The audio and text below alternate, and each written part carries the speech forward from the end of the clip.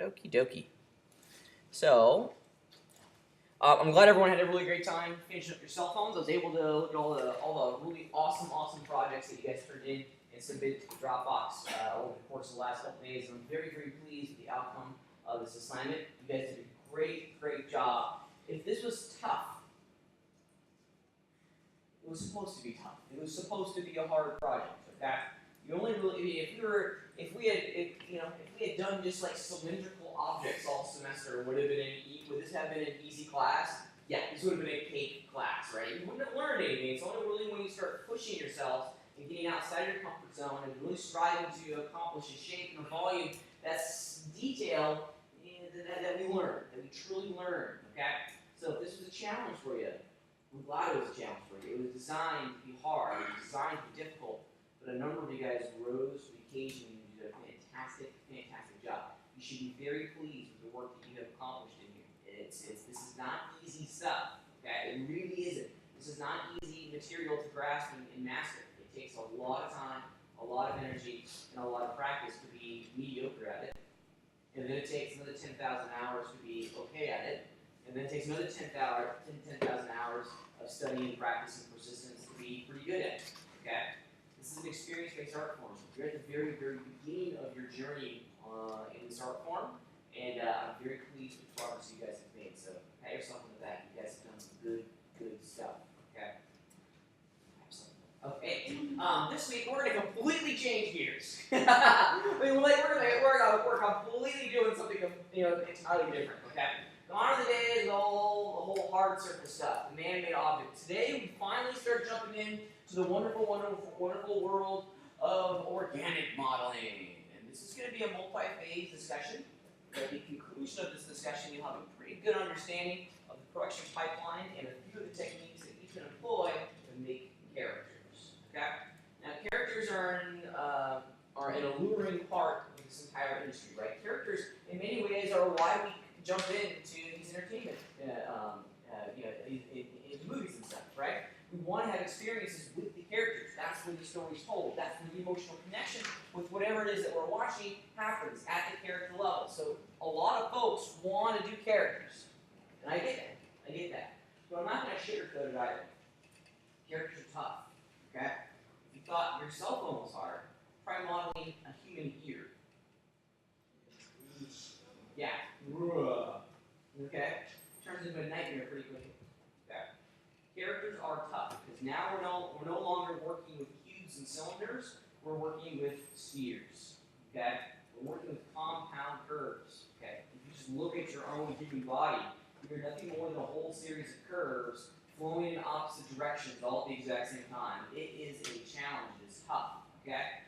Today we're going to outline a couple techniques that will help us navigate this tough modeling challenge is in front of us. It's tough, but it's not possible.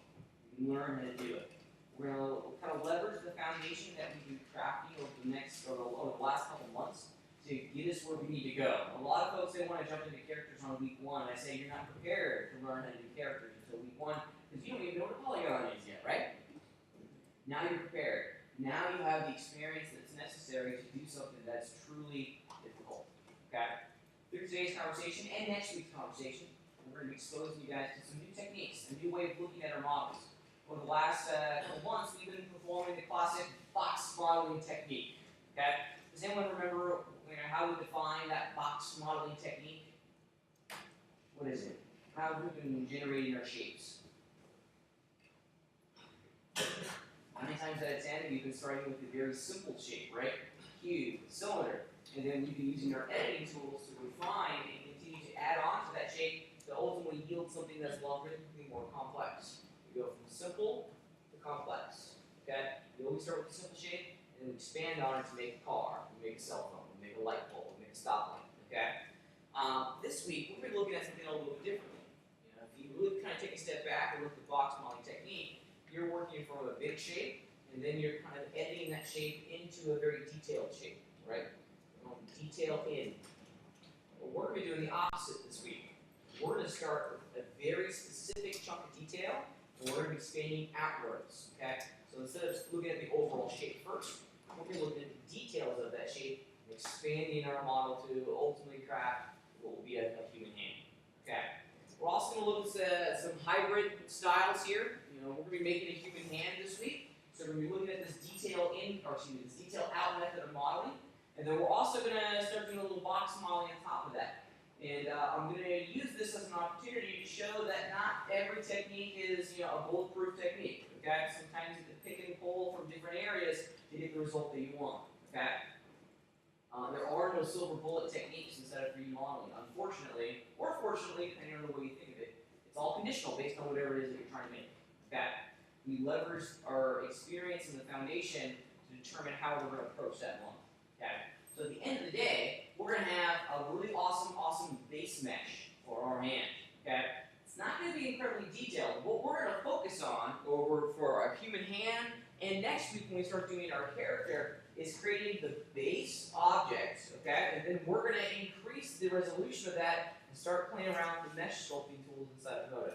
And you guys are going to love the mesh sculpting tools because it's going to allow us to go in and infuse a level of detail, organic detail that you have not yet explored. Okay? And it's going to be really fun. I think you guys are going to like it. I know you guys are going to like it because I love it and I'm addicted to it. So let's just check out what the 10,000-yard description of this week's project is going to be. I have some assets that I would like you to download.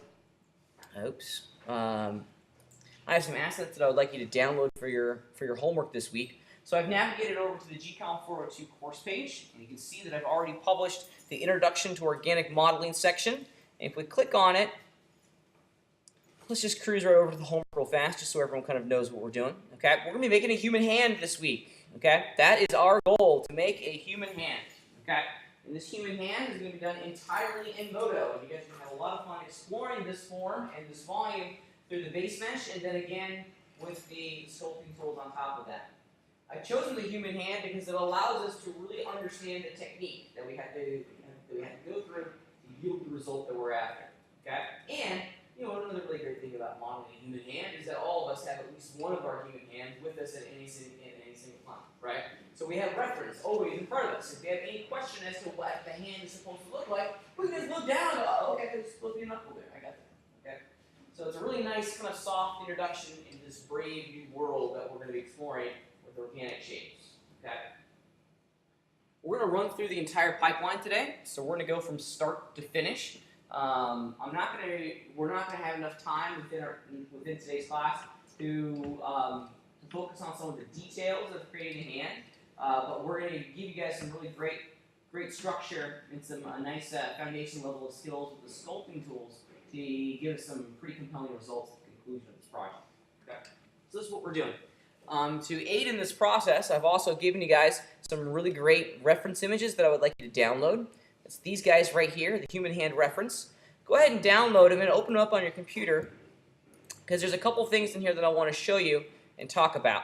It's a zipped archive, so just make sure you double-click on the zipped file and extract the folder. And inside that folder, you'll find that we have two different images. And as one would imagine, they're the hand. Okay? Your job this week is not to model just any hand. Your job is to model, well, this hand. This is the one that we have to model. When you get out there in the real world, you're going to be working with a director, a producer, a creative director, someone who's always going to be determining what the overall and final design of whatever it is that you're building is going to look like. Directors are notorious for this, right? As directors, they want to be able to conceptualize what these characters, these amazing vehicles, these awesome environments are going to look like before they commit to make it in 3D, or before they physically commit to make it in a practical model that's going to show up on set when they can film. Okay? You're always going to be working with concept art out there in the real world. And that's an important part of our production kind of pipeline and for feature film and entertainment media is that production concept art. Okay? It's really inexpensive for a director to go through his design phase in 3D, right? I mean, shoot, you guys know firsthand, especially when we're looking back at the cell phone project, how much time and energy it takes to make something that's seemingly simple, right? On the surface, the cell phone looked incredibly simple, and I saw here, everyone had that jaded look of experience now, like, oh yeah, I thought it was simple, but no, it actually was not simple at all, right? You guys spent a lot of time over the last couple of weeks working on this project.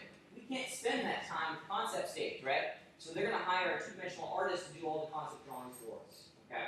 At the conclusion of that concept stage, the director is going to come to a decision on what that character is going to look like. And if you're George Lucas or Jim Cameron, they literally stamp the sign that says approved, and they sign it. And then that design, that two-dimensional sketch, is handed over to someone like me, and I make the 3D model of it. Now, when I'm given my concept, my reference images here, I can't deviate from that plan whatsoever, because George Lucas is expecting that hand, because that's the one he signed off on. It's not my own interpretation of it. I'm not going to put my fingerprint on it. It's got to be that hand, because the director has assigned me to generate that hand. Not my own hand, that hand. Okay? So every one of us in here is going to be making that hand. You need to understand and start to practice what it takes to work out there in the real world. Working off of established reference images and concept art is a big, big part of our process. We're going to be working with photographs this week. Next week, we're going to start working with illustrations. Okay? We have to use these as the foundation for the entirety of our object. Okay? Because this is what the director is expecting to see. And yes, I am the director. Okay? So I am, yes, woo, I finally made it. So I'm expecting you guys to build this hand. So, yeah, go ahead. Does that include the crazy nails and stuff? Absolutely. I want to see the crazy nails. If you can do the crazy nails, I say do it. Yeah, crazy nails. And yeah. I'll give you this one academic freedom. Okay, and this one creative freedom. If you like to paint instead of crazy nails, I'm all about that. Crazy nail. I'm joking. Okay, it's funny in my mind. All right.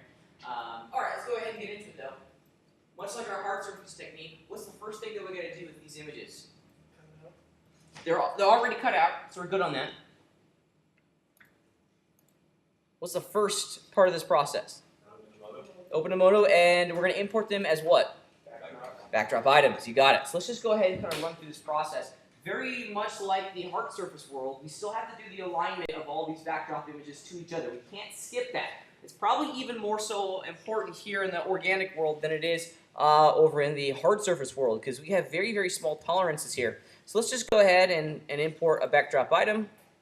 Let's load in that image. And let's be good stewards of our scene here. Let's just call this front ref. And then I'll do another one that's side ref. Okay. And reference images. Here's the front one. There we go. Boom. In my face. There we go. Awesome. Let's get another one going in here.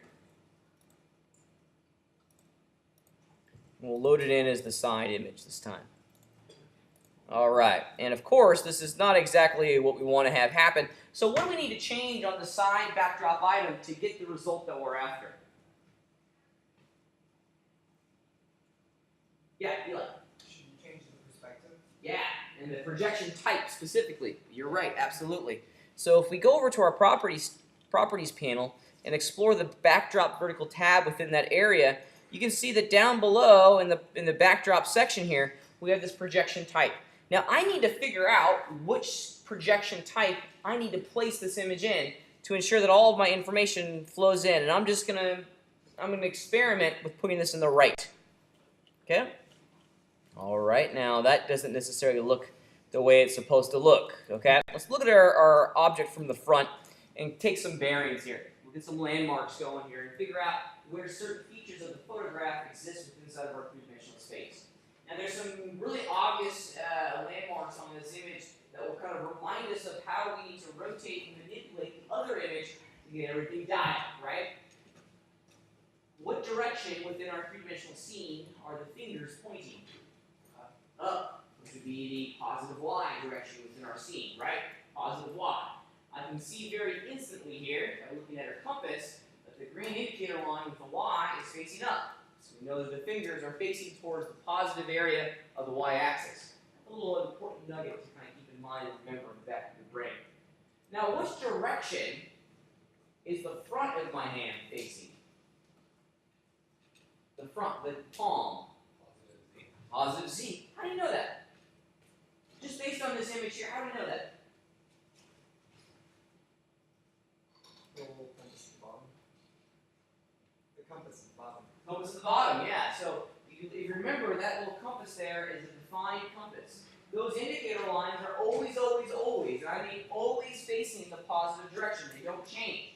So if we can use our power of deduction here to figure out precisely which direction the palm of our hand is facing within our scene, right?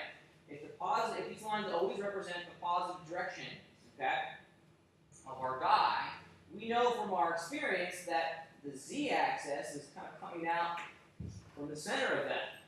So if the x-axis, if the positive x is facing the left, or excuse me, if the positive x is facing the right and the y is facing up, we know just from our powers of deduction that the positive z is kind of facing us, so coming right at us in this view. Okay? Those three indicators are defined. They never move. They never move. So we can use this idea, this compass, to determine the location and the proper direction of certain features within inside of our scene. So we have the fingers facing up, positive y, we have the palm facing forward with the positive z. We want to keep that little nugget of information stored in our memory. So with that said, let's zip over to our right orthographic perspective and make some determinations here. What do I have to do to manipulate this image to get it matching the correct placement of my hand as seen from the front? Rotate it. So the easy one is rotate it up, right? Clearly the fingers are not pointing positive y. In their default location, the fingers are facing which direction? Look at the compass. Negative z. Negative z. So they're facing the back of our scene. We're going to rotate this bad boy up. Let's do it real fast. So, let's flip it. Blur. That kind of works. That kind of works. Now at least the palm is facing the kind of right direction. And let's just rotate it 90 degrees or maybe negative 90 degrees on the x. And now we're where we need to go. All right. So if we look carefully here, things are starting to get dialed pretty quickly. Rock and roll. I love this. Okay? The palm of my hand is facing positive z, just like our front picture. The fingers are facing positive y, just like our front picture. So we've orientated these two pictures correctly to each other. Or have we? Bum, bum, bum. This is sweet. What do we have to do? It should be in the left. Why? So the thumb is in the right spot. The thumb. We can't forget the thumb. Let's do some analysis here. Let's jump back over to, let's jump back over to the front orthographic perspective. Okay? Now, which direction within inside of our three-dimensional scene is the thumb facing? Right. Scene right, okay, which is what direction inside of our positive, inside of our scene? Positive x, right? The thumb is on the positive x side of our scene. Okay? You know that by looking at the compass and the grid indicators, or the axis indicators on our grid. I have my grid turned off at the moment so I can't see it. So the thumb is facing positive x. Now, if we zip over to our right, which way is the thumb facing in this picture? Negative x, right? Because if it was on the positive x side, we'd see it in the front of our, the picture here, right? The pinky at the moment is facing the positive x side of our axis, okay? And we know that just by looking at the orientation of all of our compass, right? Going back to this deductive reasoning whole idea of aligning our object within the scene. This time we have y and z, okay? Here's the y, here's the z, okay? The orientation of those compass indicators don't change, right? They only rotate. So we have our x coming out this way towards our audience. So positive face is facing us, or positive x is facing us as the user, and it's on the wrong side. So what do we have to do here? Yeah, change the projection type from this backdrop item to left opposed to right. This is the type of deductive reasoning that we have to go through whenever we're setting up our scene for 3D modeling. We just can't throw the pictures in there and then forget about them. We have to look at the content of this. We change the projection type from front or from right to left. Go to the left and ha-ha. Now everything is flowing the way it should. In the left orthographic perspective, the thumb is facing positive x. And in the front orthographic perspective, the thumb is facing positive x. Mission accomplished. Everything's dialed. Now, at the very least, we have things orientated within the scene correctly, and we can begin the next step, which is, what's the next step?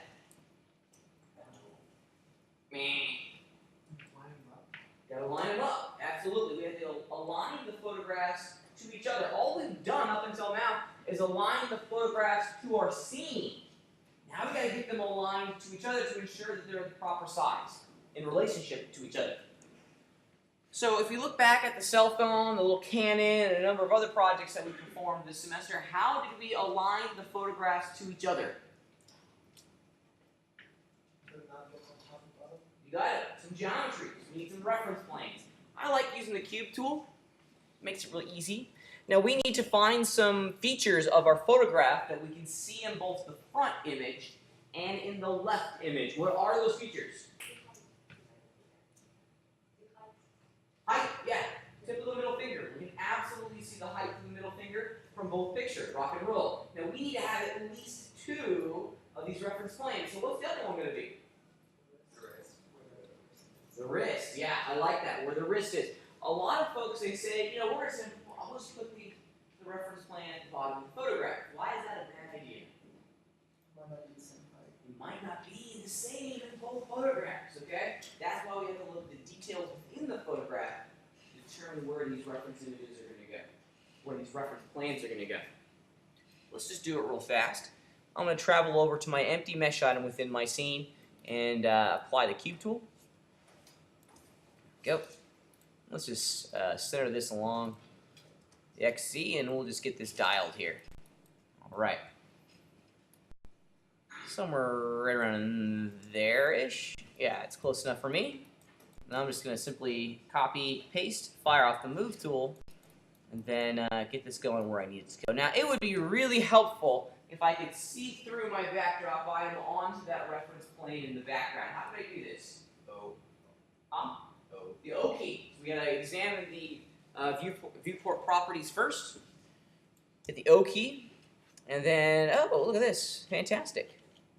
Overlay under the background imagery section is already active, so we have to adjust some other things. What are those other things? The opacity of the backdrop item. You got it, the opacity of the backdrop item. So let me just grab one of my backdrop items, and then over in the backdrop properties, we're to change the transparency value. I always do like between 60 and 70, whatever you want to do. There we go, and now we can see our geometry really easily overlaid on top of our hand. I'm going to do that for both the front and the left image. All right, rock and roll. All right, so I'm going to place my little alignment plane here at a feature that I know I'm going to be able to see in both images, and I think right at the transition of the wrist is probably a good place to start. All right, let's zip over into perspective here just momentarily. I'm just going to extrude these polygons, and then just center them along the Z-axis to get what I need. Let's look at the scene from the left. All right, so what do we have to do here to get this all in alignment to each other? Bump it up. But the tip of the middle finger is already at the bottom of that reference cube, so it's not the middle finger that we need to change.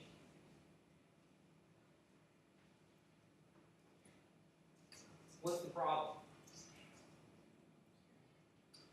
We gotta scale it. Yeah, we had to make the side image just a little bit smaller so that the hand fits within, these 2 cubes. Because the top of this cube down here represents the crux of the wrist right there. So our reference image is just too big.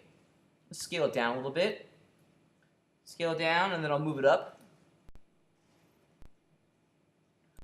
Yeah, I think maybe just a little bit more. Sometimes small movements have a big effect on your scene. Yeah, and I'm real happy with that. There we go. And there it is. Now we know beyond any reasonable doubt that these 2 reference images are aligned to each other. All right. Do we need these reference planes anymore? No. So I'm going to get rid of them. I'm also going to select these backdrop items and move them away from the origin. That way I have a clear work environment, and I'll always be able to see where to place or how my geometry is looking. Go. move the side one along the X and the front one along the Z. That way I can very easily and cleanly see what's happening at the origin of my scene. Okay. Now that we got our scene set up, now's a good time to save the project file. Okay, let me save my project file real fast.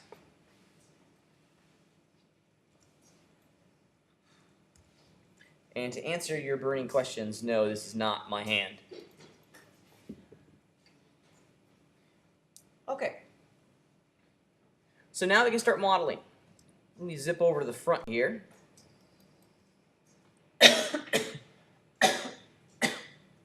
Excuse me. I apologize. All right.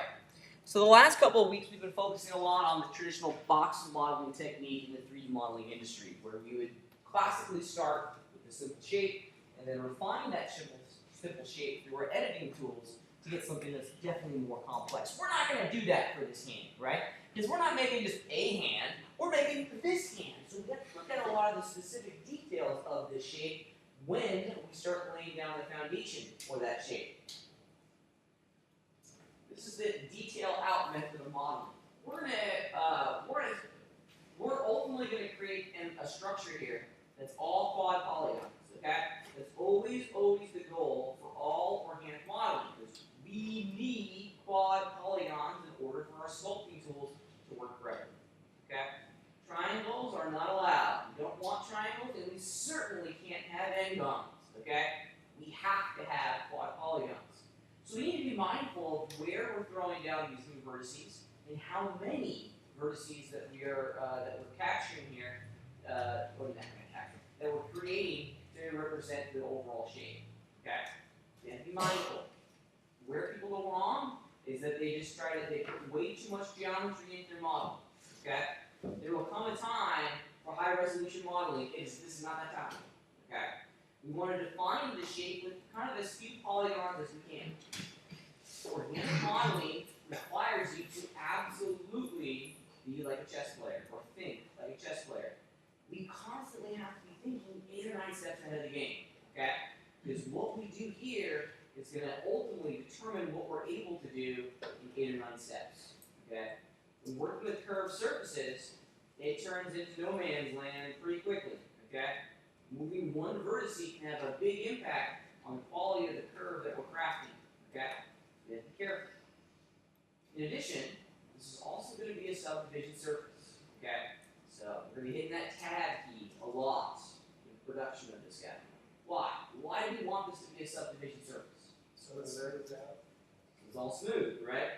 Organic modeling, or excuse me, subdivision surfaces were generated and created specifically for organic objects. Okay, every character that you see on screen is a subdivision surface. Guaranteed. Guaranteed. Okay. So we want to be able to use that fantastic technology to smooth out our mesh and hopefully give us a much higher quality result. Okay.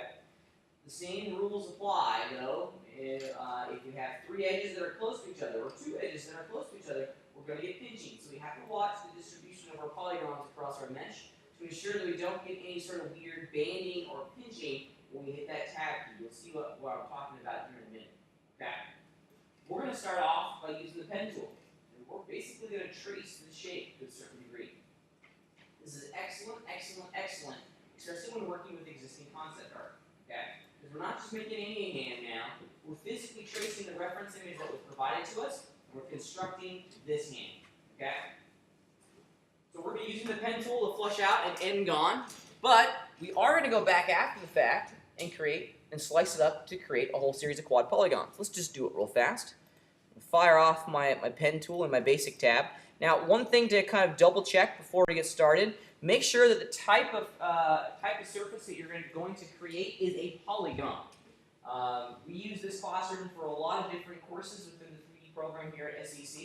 We often change the type of surface to lines, to edges, to curves. Okay, so just make sure we're on polygons on your machine. In addition, also make sure that wall mode is set to off, because clearly we don't want to make walls. Okay. Yeah, make sure that wall mode is set to off, and now we're on our way. Okay. So we're going to start maybe down here at the wrist, okay? And I'm going to start clicking, and where I click is determined by the shape of the hand. Now, what I want you to do here is that I want you to slowly kind of define the outside edge of your hand, okay? With just a couple new vertices. What I don't want you to do, and if I catch you doing this, I'm going to fail you instantly, is this.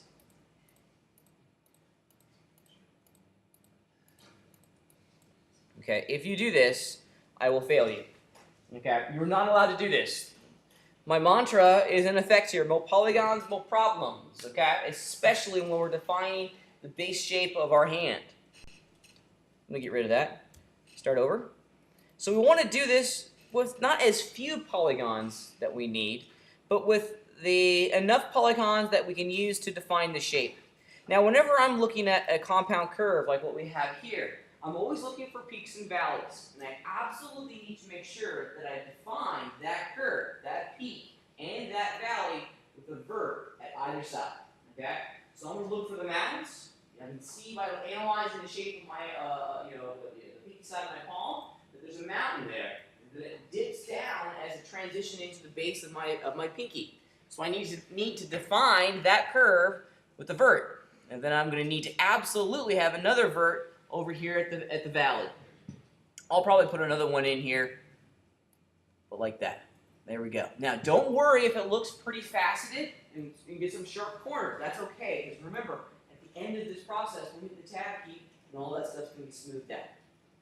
Also, one other kind of word of warning here. This is going to be a subdivision surface that's going to be all quad polygons. So as you're throwing down the verts on the left-hand side of your hand, start conceptualizing 8 or 9 steps ahead. How am I going to connect that vertice to another vertice that's over here? So we kind of have to start creating the structure for the opposite side of the hand right now. So in my mind, this is what I'm doing when I'm defining these points. I'm saying, okay, if I have a vert there, I can connect it to another vert over there. If I'm going to have a vert here, I want to connect it to another vert over there, and that's pretty good because I can use that vert to define the thumb side of my palm. This vert is going to be connected to something over there, this vert connected over there. So we just kind of have to start conceptualizing how the structure of the other side of the hand is going to allow me to slice up this engon into quads. All right. Let's keep cruising here. Now the great thing about the pen tool is that we can audition the placement of all these vertices. Okay, so I can kind of try it out, see what I like. I want to put one up here at the base of the pinky. Okay, so we've just gone up the pinky side of my palm, and I'm ready to just define kind of the knuckles of my palm. If you take a step back and look at the shapes we're ultimately trying to craft here, we have a little bit of a challenge in front of us, do we not? In that, our arm and our hand is basically constructed out of what? 7 different pieces. Okay, 7, right? I got 5 fingers. 7. Okay? Because we have forearm. What shape is the forearm? Cylinder. What shape is the palm of your hand? It's more of a square. Yeah. I get the disc, but it's more kind of cubic in nature. Okay, if you chop off all your fingers, just look at your palm, it would be a square. But what about all your fingers? Cylinders. With a whole series of tubes stuck to a palm, to a square, right? So we have 7 unique shapes that we kind of have to manage here, okay? We're going to model each one of these separately so that we can control their shape a little bit more intelligently, okay? So we're going to start with the palm, because everything is connected to the palm, okay? The fingers and your wrist, or your forearm, excuse me, are connected to the palm. It's the central hub of this entire process. So for the folks that are defining their fingers with polygons, I would recommend that you don't do that, okay? Here's what I do for all of my fingers. I have one vert that defines the outside edge of a finger. And then I have another vert that defines the middle of the finger. And then a third vert over there that defines the opposite side of the finger. So a grand total of 3 vertices for each finger. 3. 3 verts for each finger. Now when we start transitioning over into the next finger, in my case the ring finger, don't do this. Don't put another vert like in the middle here. Okay?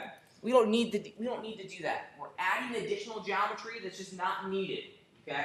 We can get away with it, because remember, the algorithm is going to start to go in and smooth out some shapes. It's also going to lighten up, we're going to load a little bit, and ultimately make modeling this object a whole lot easier. More on that in a minute. So don't worry about the webbing in between. Is anyone else like really curious why we have like webbing in between our fingers? I'm like fascinated by that for some reason. It's like, did we really come from fish or something? Is that why we have, like amphibians like a trillion years ago? Was I like swimming in the ocean, and then one day I popped up and was like, dude, I want to go get that. Berry on that bush over there. That looks yummy, and I popped out. Just me. Okay, I'll keep going. Yeah, it's just me. All right, I'm okay with that. I'm a little weird. These are the types of things that I start to consider and think about as I'm 3D modeling. All right, there we go. So remember, grand total of 3 for each finger. One on the outside, one in the middle, and then another one to define the opposite side of that finger. And then we're just going to continue that pattern across the top of our hand. All right. As soon as we've defined all 4 of the fingers on the top of our palm, we're ready to start coming down the opposite side of our palm, right? The thumb side of our palm. Now, as we're adding points into the mix here, I want you to start thinking about how we're going to slice with the edge slice tool those vertices to connect to the vertices that are already existing on this side of our palm. So you just can't go do it willy-nilly, okay?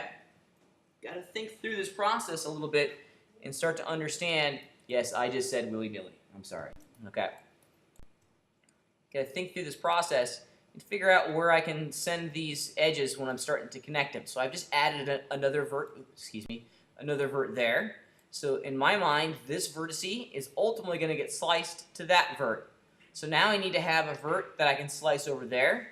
How about right here? What if I use that vertice to define the top of my thumb? Boom, and I can slice it going that way.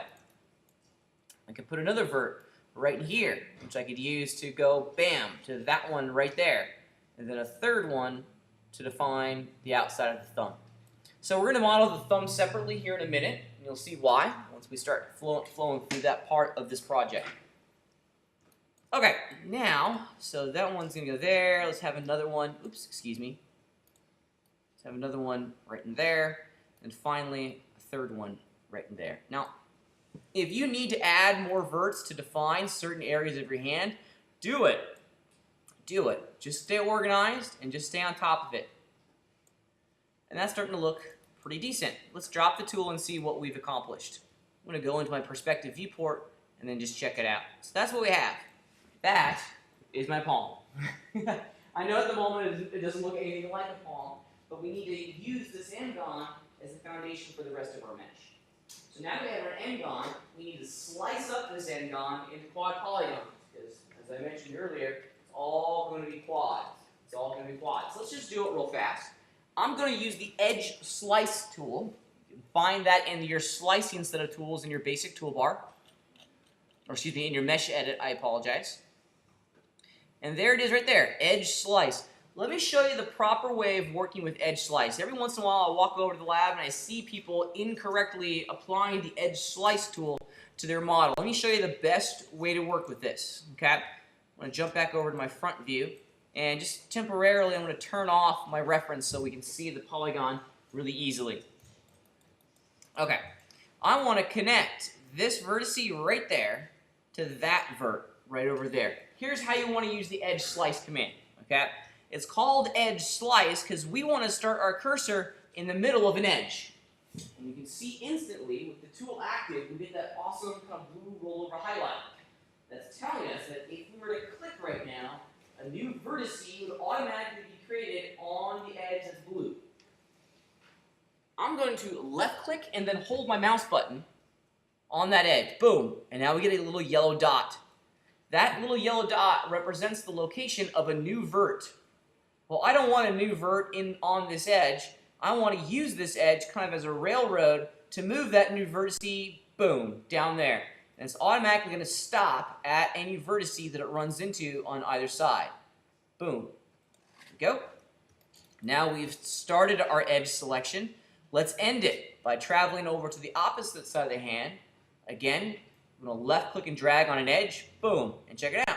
You can see that now the computer is connecting the 2 dots. Well, I don't want a new edge in the middle here. I'm going to slide it all the way up to an existing vertice, and it's going to connect the dots. Okay. Let me drop the tool. You can take a look at what I have here. Now the computer has automatically, for whatever reason, mostly probably because it's the end of the day, has flipped my polygon. Okay, it did it automatically for me, and I would rather have had it not do that. So how do I flip it back? Yeah, highlight the polygons. Hit F. You got it. Hit the F key to flip it back, because we always want to make sure that these polygons are facing the positive direction of our z-axis. Let me go back to the front, and then we'll continue slicing. All right, let me grab the edge slice tool again, and we're going to rinse and repeat. Yes, sir? Can't you use the regular slice tool and just have a vertex snapping after so then you just... Absolutely, that works as well. That works as well. All right, so I'm going to use the edge slice. I'm going to put my mouse cursor in the middle of an edge, left click, drag up to start my slice from that vertice, find its corresponding neighbor on the right, just put my cursor on an edge, left click, drag up. All right. Okay, let's keep cruising here. Yes, sir. Go ahead. Should you actually click the vert itself too with the edge slice? You can, and that's the problem with edge slice. You can click the vert, okay? You can go boom right there. However, sometimes it doesn't actually put the new vertice on the existing vertice. Okay, I've seen it get kind of funky where it's like slightly like a hair's width away from that new vertice. Okay. Which is why I really support and advocate starting on the middle of an edge, then left click and drag down. That way you know beyond any reasonable doubt that the edges are starting and ending on an existing vert. It's just kind of, we're just safety. That's all we're doing. Safety. All right. Now the corners give us an opportunity. A lot of folks, they would start slicing their mesh like that. I'm not actually going to do that. Whenever we have a corner like this. See how I have a corner? We have that edge and that edge, a massive change in orientation. In my mind, that is a plane change. When we're going kind of up and to the right, and then we're going up and to the left. That is a plane change for me. Okay? In my mind, that's a corner. I don't slice to the corners because that will cause some problems later on. So leave the corners alone. I recognize that we still will have an n-gon here, but just trust me. I'm going to slice right there. We'll resolve this n-gon here in a minute, okay? And I'm going to work my way all the way up the hand, doing something kind of like this. The cool thing about the edge slice tool is that you can reactivate the tool when you're starting a new slice just by holding down the shift key. It makes it really fast. Also, notice up here that we have another corner. I'm not slicing that way over to here, right? Because when I start defining all of my fingers, I need to do this, and now I have a triangle, okay?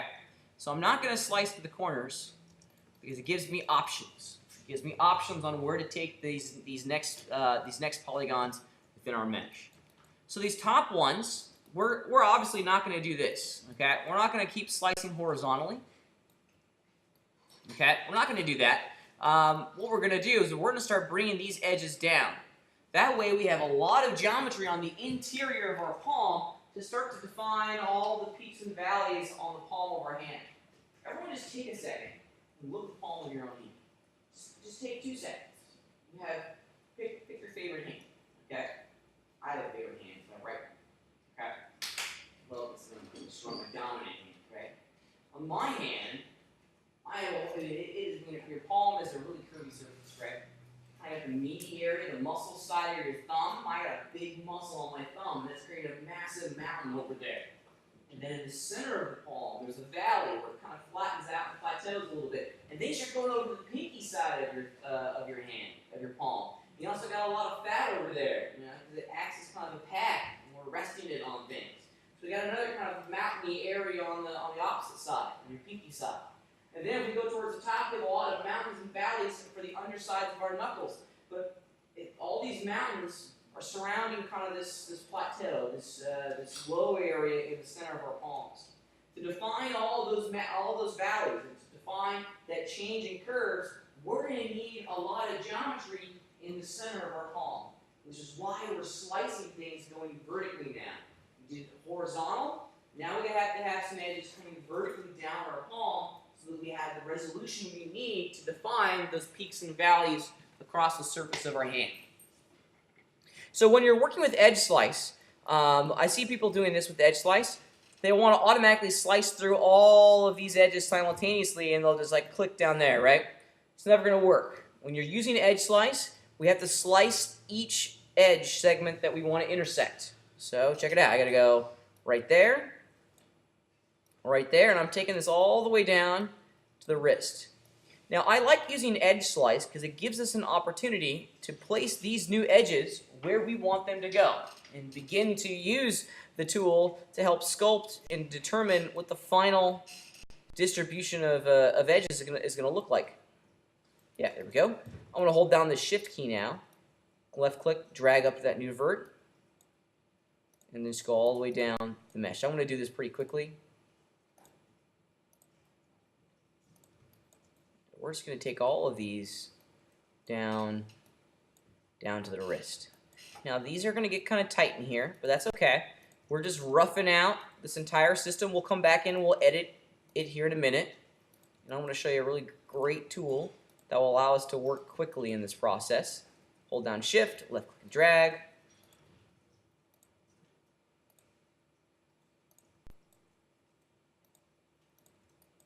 Hold down Shift, left click and drag. And it's okay that you get a little sloppy. We're going to fix it here in a minute. And we're gonna use this opportunity to edit our geometry to start strategically placing things where we want them to go to define the details of our hand. All right. Now, right about the area where we're defining our index finger, we have an opportunity to change the game a little bit here. Okay, check it out. For our index finger, these are the three verts. That one, and that one define the opening for our index finger.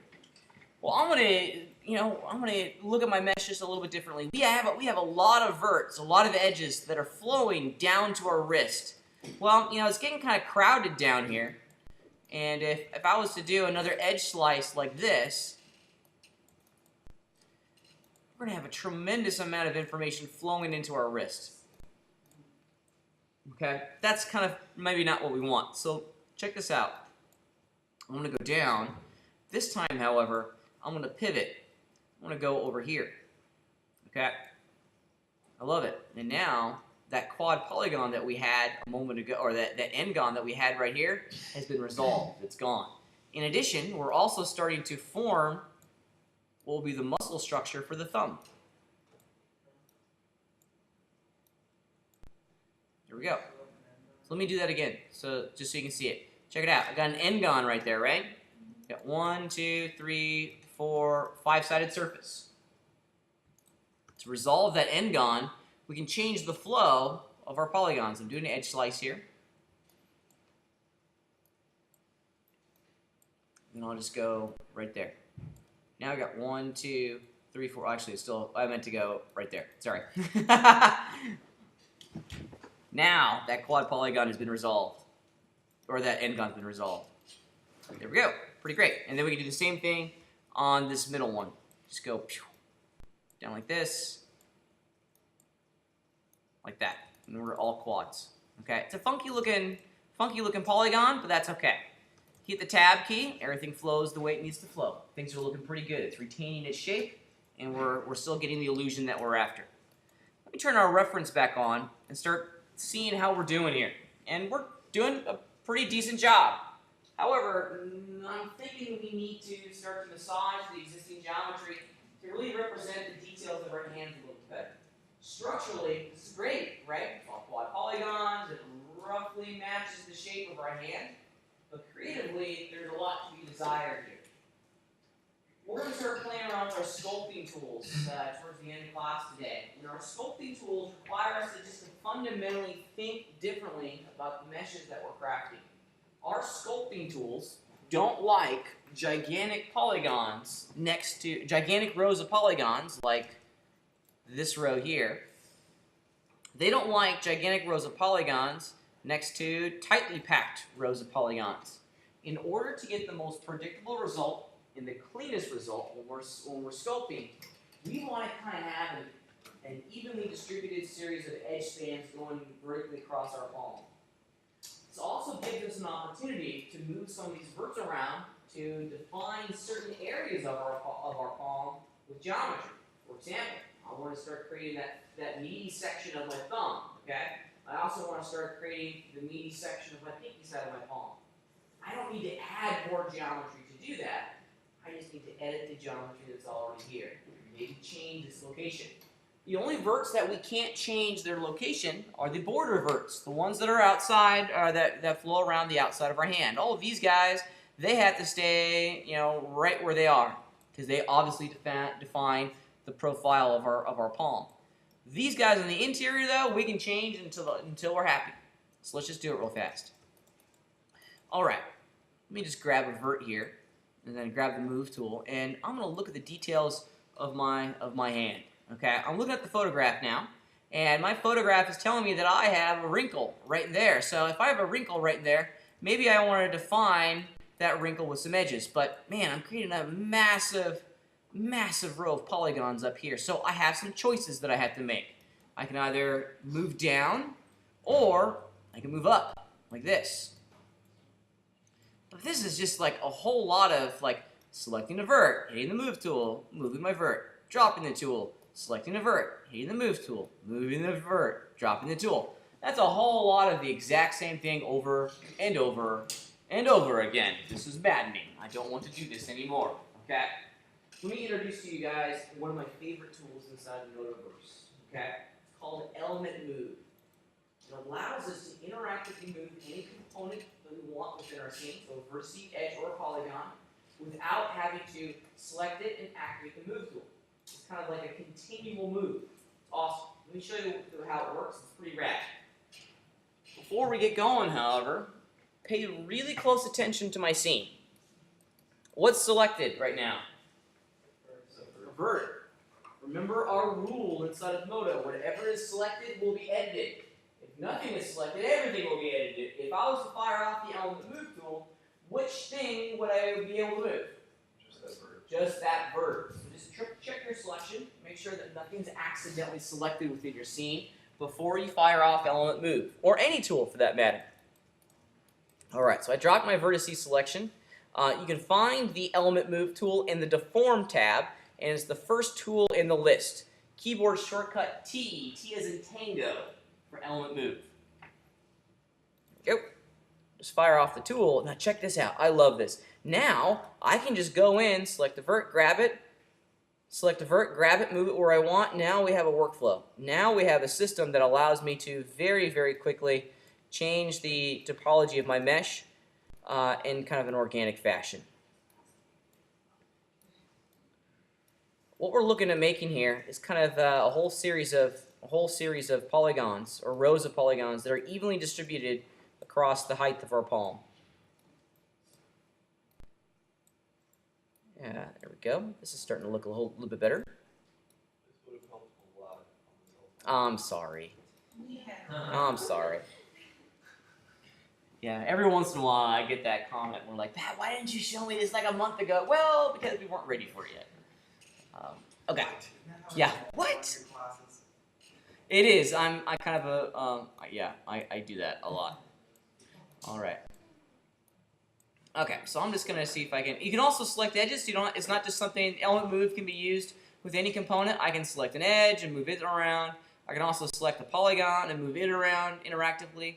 So it's a really neat tool that allows us to very quickly change the topology. Now, what I'm looking at here is the curvature of kind of the pinky side of my palm, and notice that I'm kind of coming up, and then right about in here, I'm going to start moving these down. And I probably should have moved these down as well. I'm creating in my mind what looks like a topographical map. Oops. And I'm also looking at the wrinkles on the hand. I'm using the wrinkles as a guide.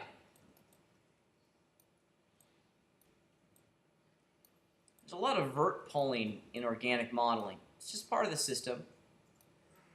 Don't fight it. Don't fight it. Don't fight it. It just is what it is. Takes a lot of customization to get something that's pretty compelling. The guys who worked on Avatar have my respect because they created hundreds of characters inside of their world.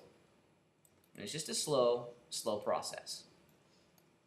Not an impossible process, just a slow one. I wonder it took 10 years. Yeah, no, there's some. You're not too far off, Nathan. In all honesty, I'm blown away with the production schedules. Oops, of some of these films. You probably saw online that they came out. They came out with the release date for the next Star Wars film. That just blows my mind. I can't believe they're going to do the post on that. To make their delivery date, they're basically going to have like a year to do all the visual effects. That's fast. Luckily, they're working with the best in the business. ILM is amazing, and to ILM's in ILM's favor, they already have the assets done. So it's not like they're gonna have to go model an X-wing fighter or anything. They already have the models for Yoda done. I want to make an official bet that we will see Yoda in Episode 7. Anyone with me on that one? Huh? Even though he's dead? No, he's not dead. He's one with the Force, man. Which technically means he's dead. Do you mean Dead is relative. Do you mean that we'll see him like a flashback or as a ghost? I think we'll see him as a ghost. I think we'll see either Yoda or Obi-Wan Kenobi as a ghost. Oh, okay. Yeah. That's different than like in the flesh. Yoda's not just like a pop out of a bush and be like, surprise, I'm not dead. No, yeah. No, we're not. I don't think J.J. Abrams would do that. Every once in a while, I get the crazy idea of signing the petition against J.J. Abrams. Have you guys seen that? The "Don't mess this up, J.J." It's pretty funny. I thought there was one line, don't include Jar Jar. Yeah, I think we're safe on that one. I think we're safe on that one. I'm a little bit of a Star Wars super nerd. It's kind of very close to my heart.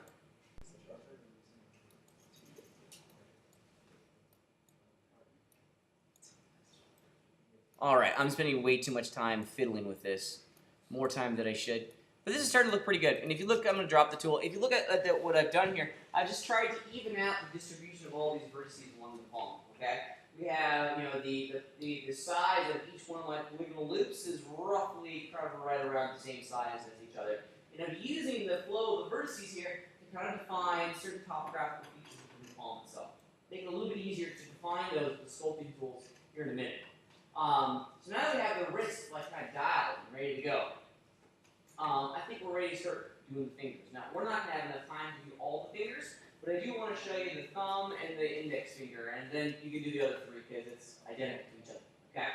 I want to show you some of the advantages and some of the problems doing the fingers following our kind of pen tool technique. So let's just do the index finger real fast. I'll go back to my basic tab, grab the pen tool, and let's just start defining our finger with a polygon. Now, whenever we're doing, or whenever we're modeling areas that we know will eventually move, we have to ensure that we have geometry in the correct places. Look down at your fingers real fast, okay? Just look down on the inside of your fingers, on your knuckles, right? Every single one of us has a whole series of wrinkles right around an area of the knuckle, right? That's because the skin folds in that area wouldn't bend our finger like that. Well, we have to have that exact same geometric structure on our hand if we want our hand to animate and move and deform. Where areas rotate around, like the knuckles, for example, we have to have edges there to define that deformation, that area of rotation around the knuckle itself, okay? So we have to have geometry in very specific places to ensure that we get the correct animation when this thing starts moving. So what I've been doing for years is defining each knuckle in my finger with three verts. Okay, one on the bottom, one on the middle, which is where the knuckle will rotate around, or where the finger will rotate around the knuckle, and then one on top.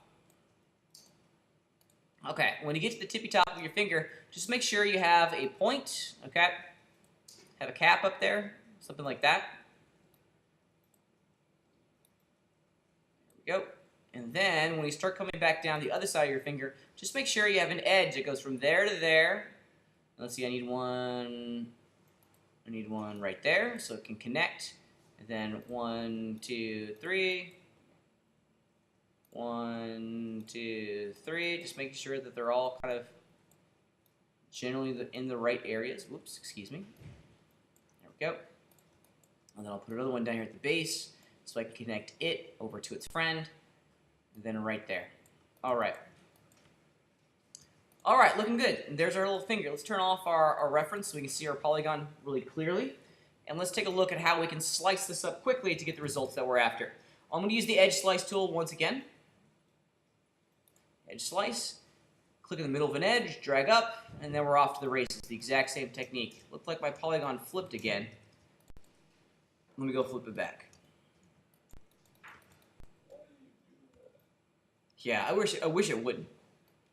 Hold on Shift, click up, hold on Shift, click up, hold on Shift, click up, hold on Shift, click up, and it's just rinse and repeat. Now we got to be careful when we get up to the top. A lot of folks, they get click happy. We've been doing a lot of the exact same thing for a whole bunch of rows, and then they get up here to the top and they do this. This is bad. Why is that bad? Is it an end-gun? It's a triangle. It's a triangle. So when you get up to the top of your little hand here, don't connect those top two. Now what we're going to do is that we're going to slice from the tippy top of my finger down. And that's how we're going to connect it into that edge loop right there. So we'll just go down.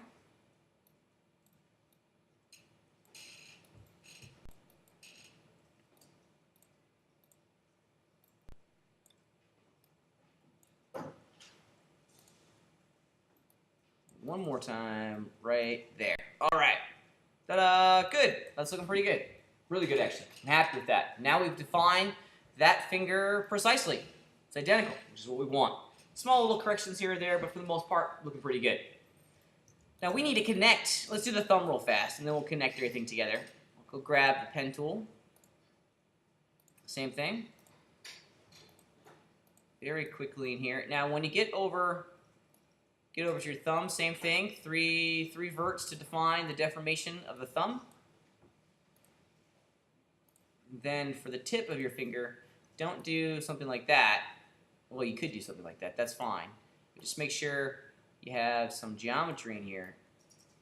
So that one's going to get connected over there. I'll need another vert over there to connect those two together, but that's fine. I can always add those later with the edge slice command. Then I'll need another one right there. Okay, cool. Let's slice it up using edge slice. Click, drag, click, drag, click, drag. This is a drag, isn't it? I'm glad I got a pity laugh out of that one. All right, and then when we get to the top here, you gotta be very careful. Do something like that, because now we have a quad. However, we need to connect that vert, kind of like we do with the finger. So let's see what we can do. If you have all quad polygons flowing up your thumb, you can do it. Just keep going all the way up. It'll curve with the curvature of your thumb. And then we can just take it to the point right there. And that's looking pretty good. I like it a lot. All right, so now we have three separate pieces. We have our two fingers, or our finger, our thumb, and our palm. We need to start connecting these two together. Does anyone have any ideas on how we could do this? So you can join, absolutely. So let me show you join. Now the join tool can be found in your vertex set of tools. So I'll go to vertex, and it's right there. It's grayed out at the moment because it requires us to select two vertices. Now the two vertices that you select, you need to be very aware of the selection order of these two vertices. I want to have the thumb be connected to the vertice of the palm. So I'm going to select the thumb vertice first and the palm vertice second. So in my mind, what I'm saying to myself when I do this is, I want that vert to be connected to that vert. Okay? The vertice that you select second is going to be the one that everything is going to be joined to. Now we can run the tool. Hit OK. Boom. Notice that the vert that was there didn't move. and the other moved to it. That one is going to be connected to that one. Join. Okay, boom. That one is going to be connected to that one. Join. Okay, okay, and now our thumb's connected. There's a faster way of doing this, however. There's a great tool in our Vertex series of tools called Drag Weld, which will basically do the exact same thing, but a little bit more interactive. I've turned it on, and now I can just select the vert, and, oh wait, sorry, I think I had a vertex already selected. There we go. Now I can select the vert, and when I hover over another one, you can see that it automatically snaps, it goes yellow, and then it welds them together. Boom. Boom, and I'm done. But that doesn't create like the same type of three little rows to have the bend point for the knuckle. Down here? Yeah. So yeah, if you wanted to, you could absolutely go in and, you know, slice like right there to get some more geometry, to get a finer bend. Is that what you're after? Mm-hmm. Yeah, Well, you I can mean, do that. since you were telling us that we needed to. Those really for the kind of the finger knuckles. The base knuckles, I always just define with a single edge. Oh, okay. Yeah. Okay, so there we go. We're going to pretend that that's our completed hand. Yay! We did it. It's all one piece. Yeah, looking pretty good. So, up until now, this has been a two-dimensional shape, right? It's been very easy to control and work and craft a two-dimensional shape. The last time I checked, this is a three-dimensional modeling class, right? So we want to get this into a third dimension. How are we going to do it? Extrude it. Extruding is a great way to very quickly get this bad boy into that third dimension. Let's just give it a go real fast. So you can find the extrude tool under Mesh Edit. It's right there, Shift X. I'll left click in the viewport and pull back along the negative space, and there we go. Whee! Looking pretty good. Let's hit the tab key. Yeah! That looks exactly like a hand. Or does it? No, it looks nothing like a hand right now. What does this look like? It's like one of those like foam fingers that you see at like sports games and stuff. Yeah. Or like it's a glove. Okay? This is not a hand. This is bad. This is horrible. We need to add some more geometry. If you're going to be employing this method, we need to add some more geometry along the border of our hand so that we can sculpt this into a kind of a more curvy surface, a more cylindrical surface, especially along the fingers and the thumbs. Now that process gets really difficult to wrangle. Okay, let me show you what I'm talking about. What you'd have to do is, loop slice this, not at a count of 10, and add a new edge running down the center of our hand, like that. Now that edge is going to define the outside edge of our finger. So that edge represents the widest point of our finger. Our fingers are always the widest in the middle, and then they sculpt backwards around our thumb. So in many ways, what we have to do is go in and select kind of all these guys. Probably can see where I'm going with this, right? Okay, oops, missed one. I'll do both sides of my fingers at the same time.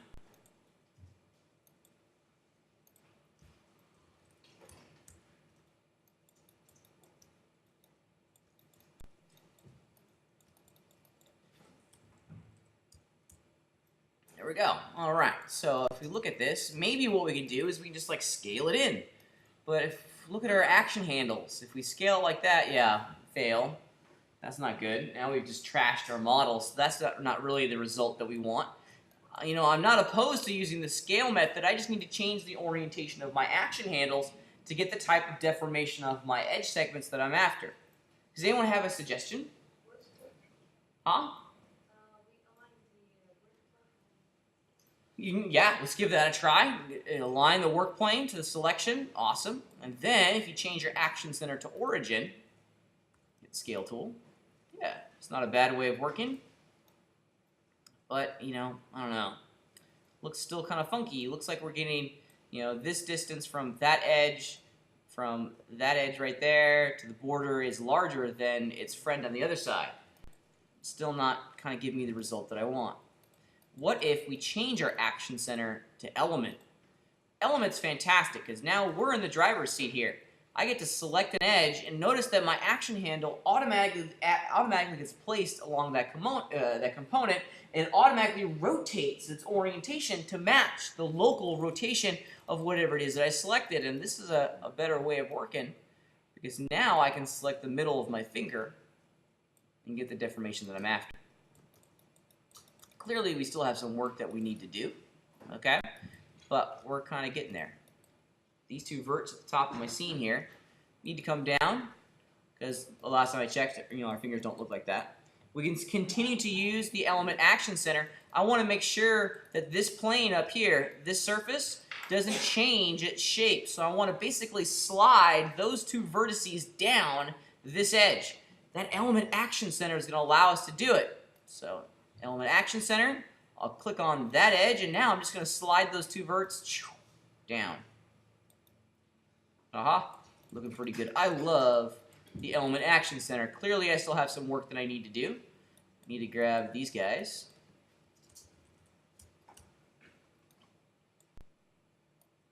Looks like someone ran over my finger right now. Okay, we're gonna do the same thing. Run the scale tool. There we go. And this time, let's just click on that edge. There we go. Maybe we'll just, or oops. You know what we can do? We'll do one at a time.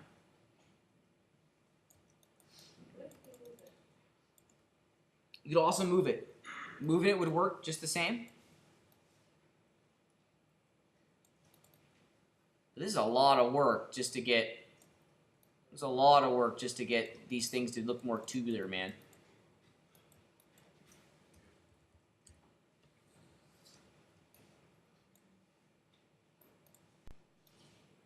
A lot of work.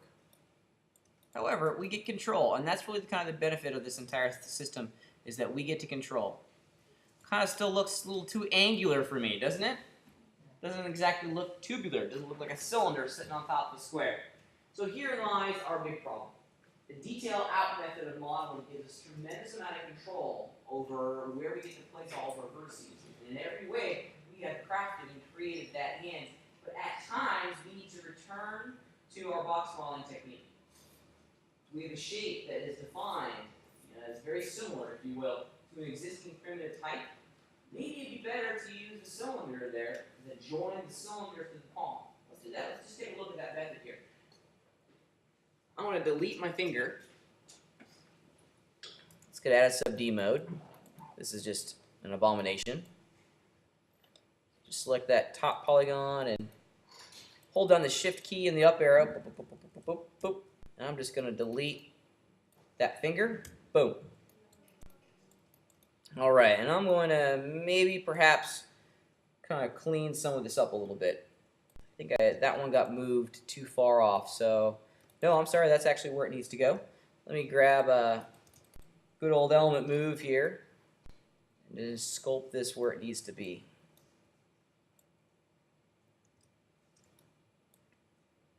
What I'm trying to do is just very quickly make this more circular. Something like that. There we go. Okay, so there's the opening that I'm going to connect my little finger into. So let's do this. Let's count the opening, the number of sides our opening has. It's got an 8-sided opening, rock and roll. That makes it very easy for me to generate an 8-sided cylinder and pop them together.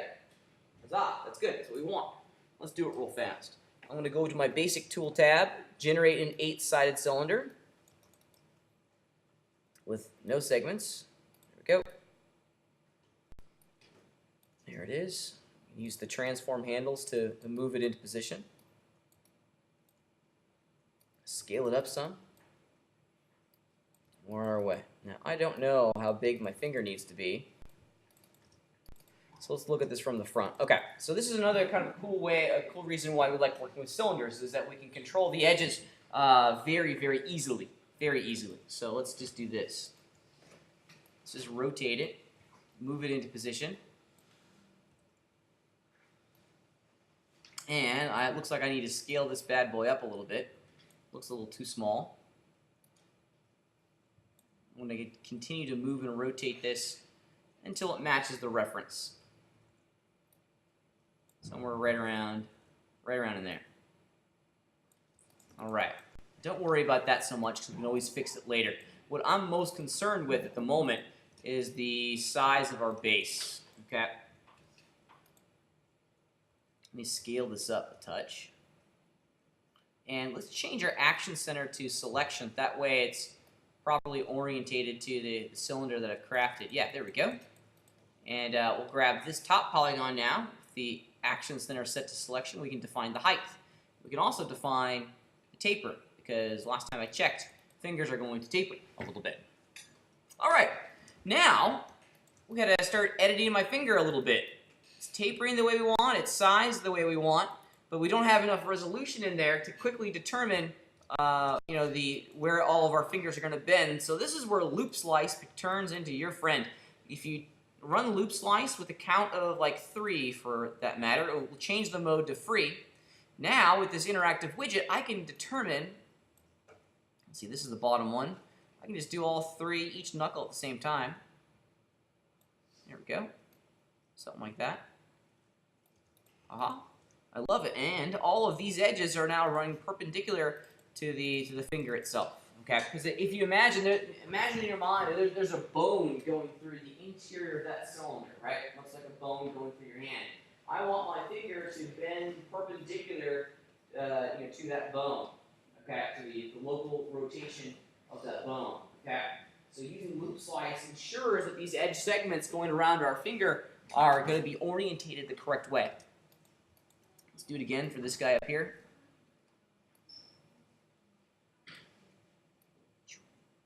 Just real quickly, flush it all out. Or oops. Okay, if you mess up, no worries. So I need to move that. Edge segment up. Here's kind of a cool tool. It's called Edge Slide, and it's going to do exactly what we think it's going to do. It's just going to slide that edge up and down. Yeah, it's great. Great, I love edge slide. Okay, and now we can go in and start working with each one of these edge segments and position them where they probably need to be. Oops, excuse me. Now, all the while here, I have my action center set to selection. That way, I can ensure that the deformation that I'm doing here is going to be appropriately placed to the bone. And I'm just moving and scaling these up. Move them over kind of in the middle and scale them. Goes pretty quick once you start working on it. And this way, everything's going to line up the way it needs to line up. Now the last thing that we have to manage is, of course, the tippy top of my finger. Okay, let's hit the tab key, see what we get. There's my finger. Looks like a sausage at the moment. Okay, we need to kind of figure out the top of my finger. Well, we need to have a point. We certainly can't have this quad polygon up there, or that end gun up there. We need to have a quad polygon. So we have one of 2 ways of working. If you would like, this is an excellent way of resolving this quad polygon. It involves good old edge slice. It's just slicing it like this. Hold down the shift key. Go across the center now. And what we're getting are quad polygons up here, but at the center of that, we have a vert. Grab all these edge vertices now, and simply just move them down to define the point of the finger. There we go. Something kind of ish. Yeah, somewhere right around in there, and that's pretty good. Okay, let's get all these pieces connected to one another. All right. Now, with this cylinder here, remember that you have to delete that bottom polygon. Okay? If you don't, you'll get a really weird kind of pinching thing when we sub-D it. Let's do a little drag weld action here to get all these verts connected to one another. Boom. Boom. Go. Goes pretty quick.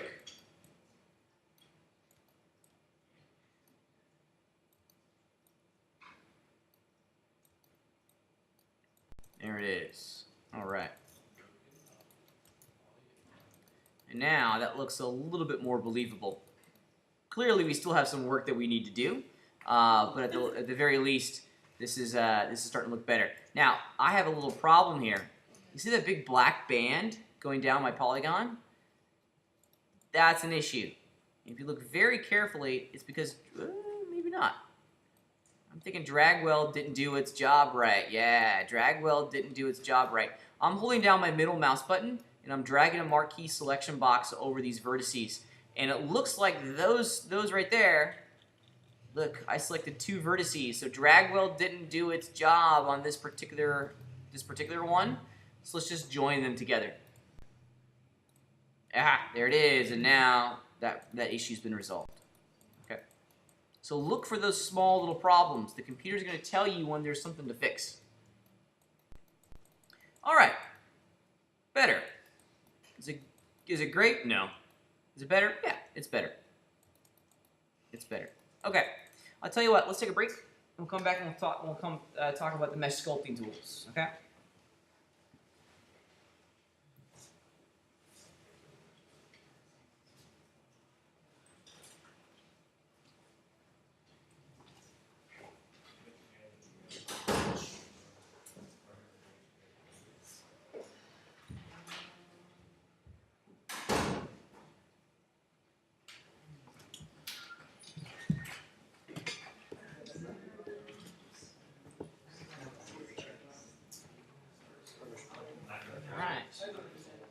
Okay. We went to my office real fast and check the grades, okay?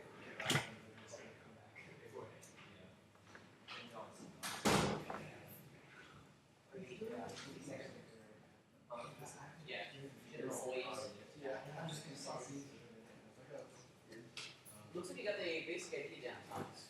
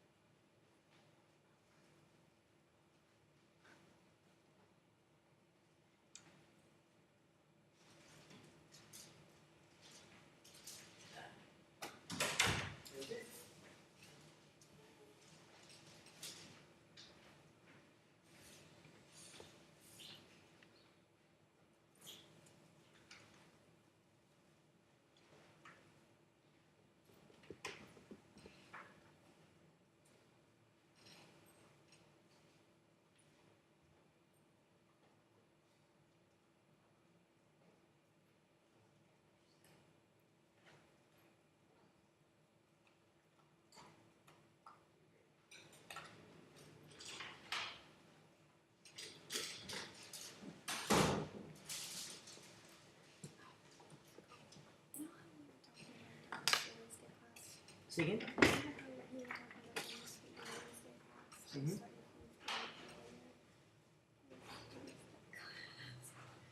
Yes, of course.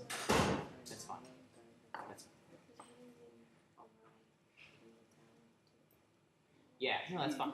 Yeah, it's absolutely fine.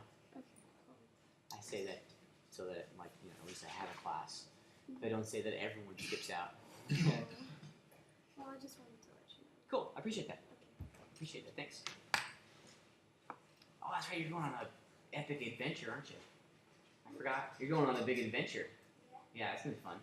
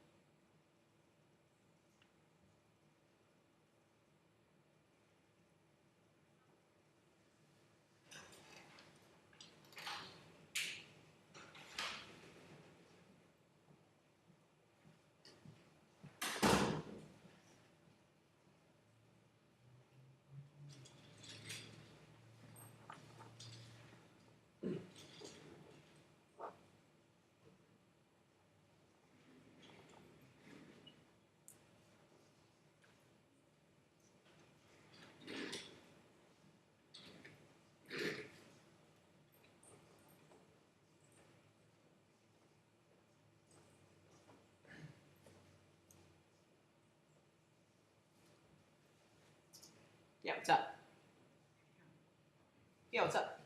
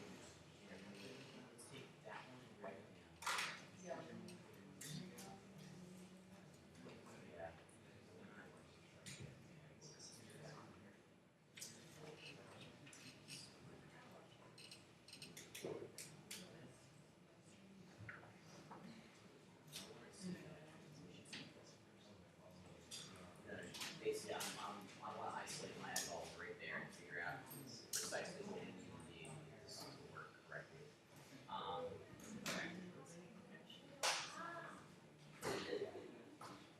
Okay, let's do this. Let's go back to that corner there. Okay. Let's go grab.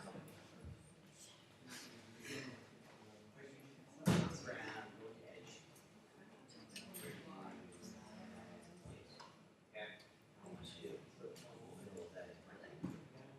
Good. Okay. You can give it a try. See what happens.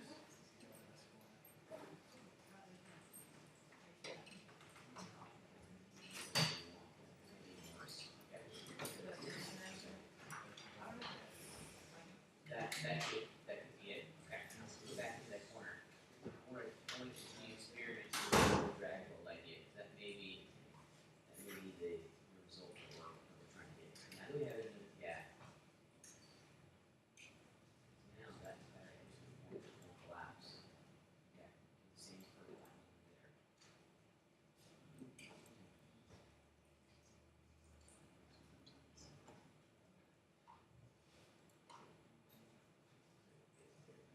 All right.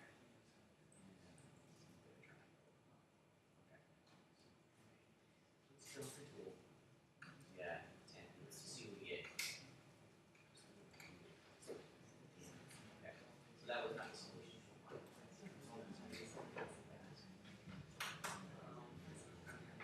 Right.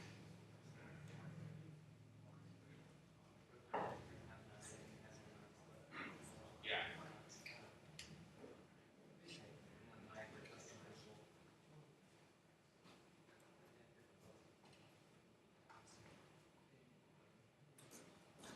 You know what may be the solution here?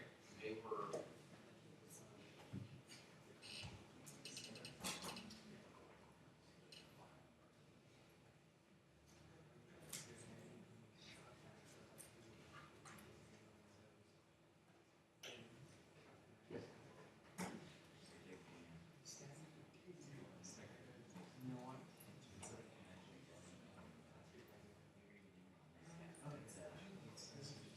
I tell you what, let's just end on here and mother was I'd rather wrap up this project than you're asking for them to see.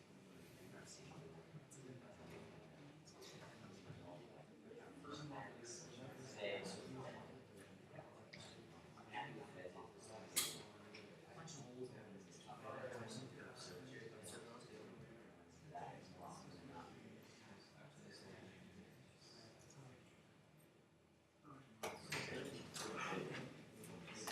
Yeah.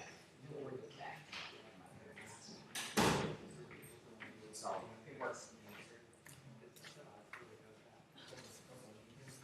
Alrighty, folks, we get back to it. Alright. Okie dokie.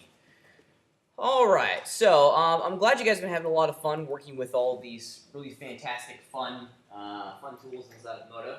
However, I recognize firsthand that this can be a little mind-numbing at times, because we're modeling at the component level now.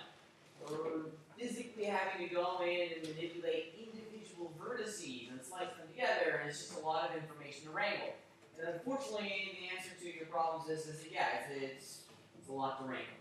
Okay, this is why organic modeling is tough. However, I'm going to make it a little bit easier for you guys today. I want to introduce the awesome mesh sculpting tools that are found in Moto 701.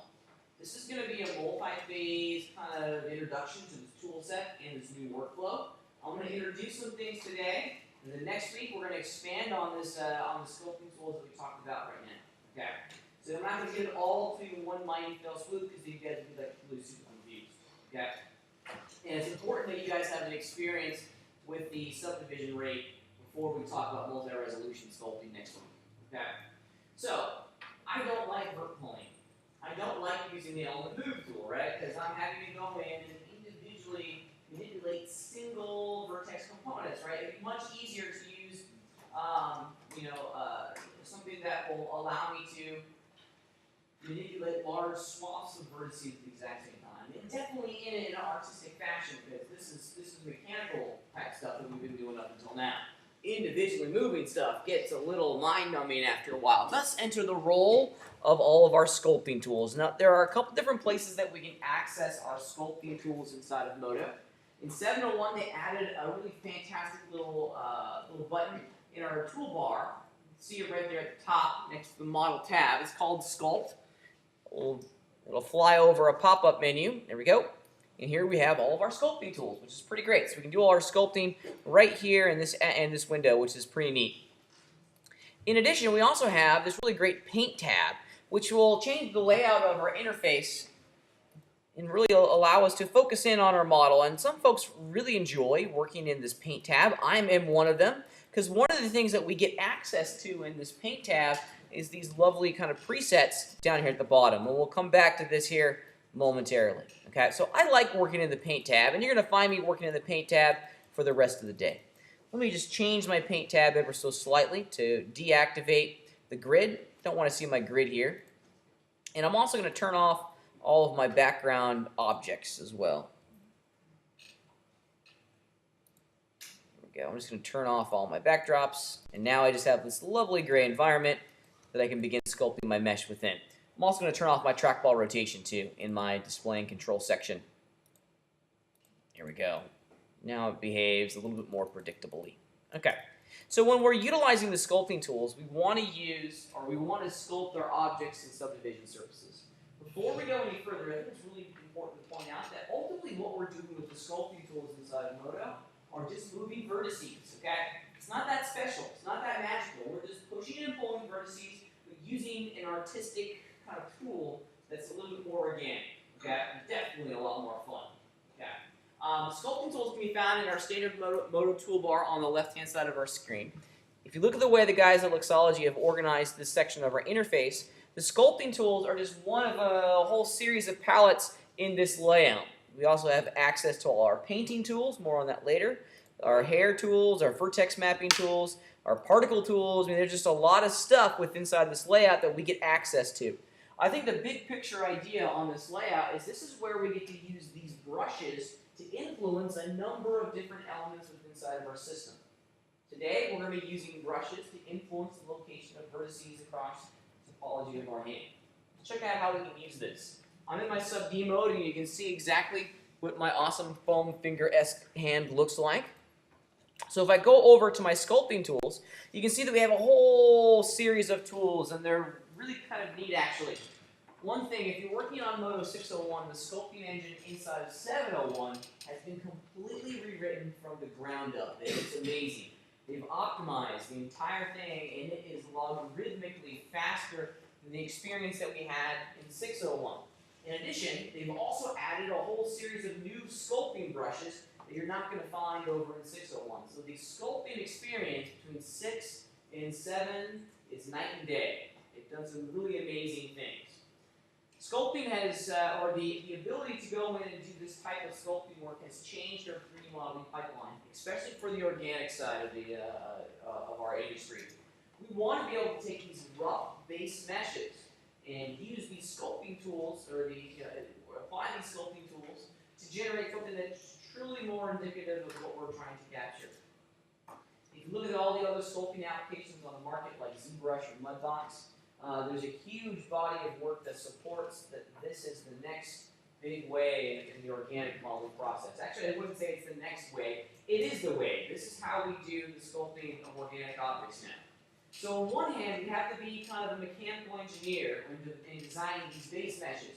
We have to look at our models critically to ensure that the foundation of the actual mesh itself is all quad polygons. Challenge, definitely. That's kind of that's definitely right brain thinking. And then when we jump over into this next section of our workflow, we have to start accessing the left side of our brain. We're now traditional sculptors. Gone are the days when we're thinking about vertices, edges and polygons, polygonal flow, coplanar polygons, floating verts, all that jazz. Now we're just thinking about form and volume. Now we're thinking as a traditional sculptor would. It's a lot of fun. These tools are interactive, they're pretty neat. Let me show you how they work. I'm going to start off with the push tool. It's just selected here.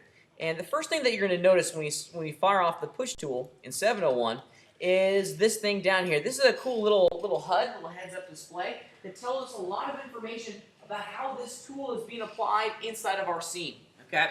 There are a couple of really important values in here that we want to make sure we look at. The offset value and the step value are two of those important channels. Before we start monkeying around with these channels, let me show you how the sculpting tools work. You fire off a tool, and then down here at the bottom of our toolbar, a brush tip is selected for you. And you can see that we have a whole series of different tips. Okay, we have a soft tip, a hard tip, a grunge tip, but there's a whole bunch of them in there. Okay, I'm going to start off with a soft edge brush to give me a nice smooth fall off along the brush strokes that I'm going to apply within my scene. To change the size of our brush, we're going to left click and drag on our mesh, and you can see that little purple circle to show up, and that red indicator on the center is or that red kind of blurry section in the center there is an indicator as to how large our brush is going to be applied to our mesh. So let's just make I'm right clicking and dragging. Right clicking and dragging will change the size of your brush. When you left click and drag on your mesh, you can see that we're now using that brush to interactively manipulate the position of all the vertices across our mesh. Okay? So when we left click and drag, we're positively affecting all of those vertices. We're pushing them out. And yes, I am destroying my mesh in many ways. That's okay. It's just a demo. So when you left click, it's always going to apply the positive action of that brush. So in my case, I'm pushing the vertices away from their original location. Yes, sir. Isn't it bad to be working with subdivisions or something like that? Nope. I mean, you said earlier that you're not supposed to, you said building the model is sub-level. Except for the sculpting tools. The rules are changing now. The rules are changing. We want to be able to use the sculpting tools in tandem with the subdivision surfaces active, so we can see the result instantly. Okay? This is a precursor to what we're going to talk about next week when we start talking about Catmull Clark subdivision surfaces or Pixar sub-Ds, because the game is going to change one more time next week. Okay? So whenever we do the left click and drag, we're doing the positive effect for whatever brush that we currently have active. So in my case, I'm pushing all of my vertices away from their original location. Well, what if I wanted to pull them back, push them back to their original location? Well, we have to do the opposite. Yes, sir. Question, Thomas? Yeah. Or actually, we're going to hold down the control key. So your control click. Yeah, I'm sorry. You're right. And now you can see that we're going the opposite direction. We're pushing them back. Now, Alan, I share a little bit of your sentiments here, and in being careful, I have in many ways trashed my mesh. So we do have to be careful, but it's still okay to work in our subdivision surface. I've kind of destroyed a number of my polygons here, and you can see that we're crisscrossing things. So the left mouse button is going to allow us to do the positive effect. Holding down the control key while using the left mouse button is going to do the negative effect of whatever tool that we have. But if we add the shift key in, we're going to smooth out our surface a little bit and kind of start to iron out our topology and our geometry to get something that maybe would, in my case, be a little bit better. So I'm holding down the shift key now, and we're ironing them all out. Great way to kind of get things back to the way they probably should be. Okay, just holding down the shift key and it's smoothing everything out. It's kind of like an iron. We push these back, we'll smooth it out. Push these back, smooth it out, and on our way. The great thing about working inside of Modo is that we don't have to export all our geometry and have it go into another application. We can use these sculpting tools at any stage within the production pipeline, and we can get some really cool, compelling results. We can push them back and smooth them out. Okay. One of the challenges that we have to work against, as you guys learn how to work with the sculpting tools, is having our models a little clunky. Okay. Usually when you get a whole bunch of bumps going across the surface of your geometry, two things haven't happened. You aren't smoothing enough, okay? And your brushes are too small.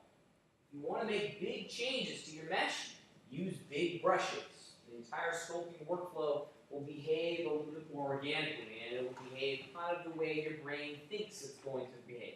Okay? Use big brushes. There's a number of tools in here.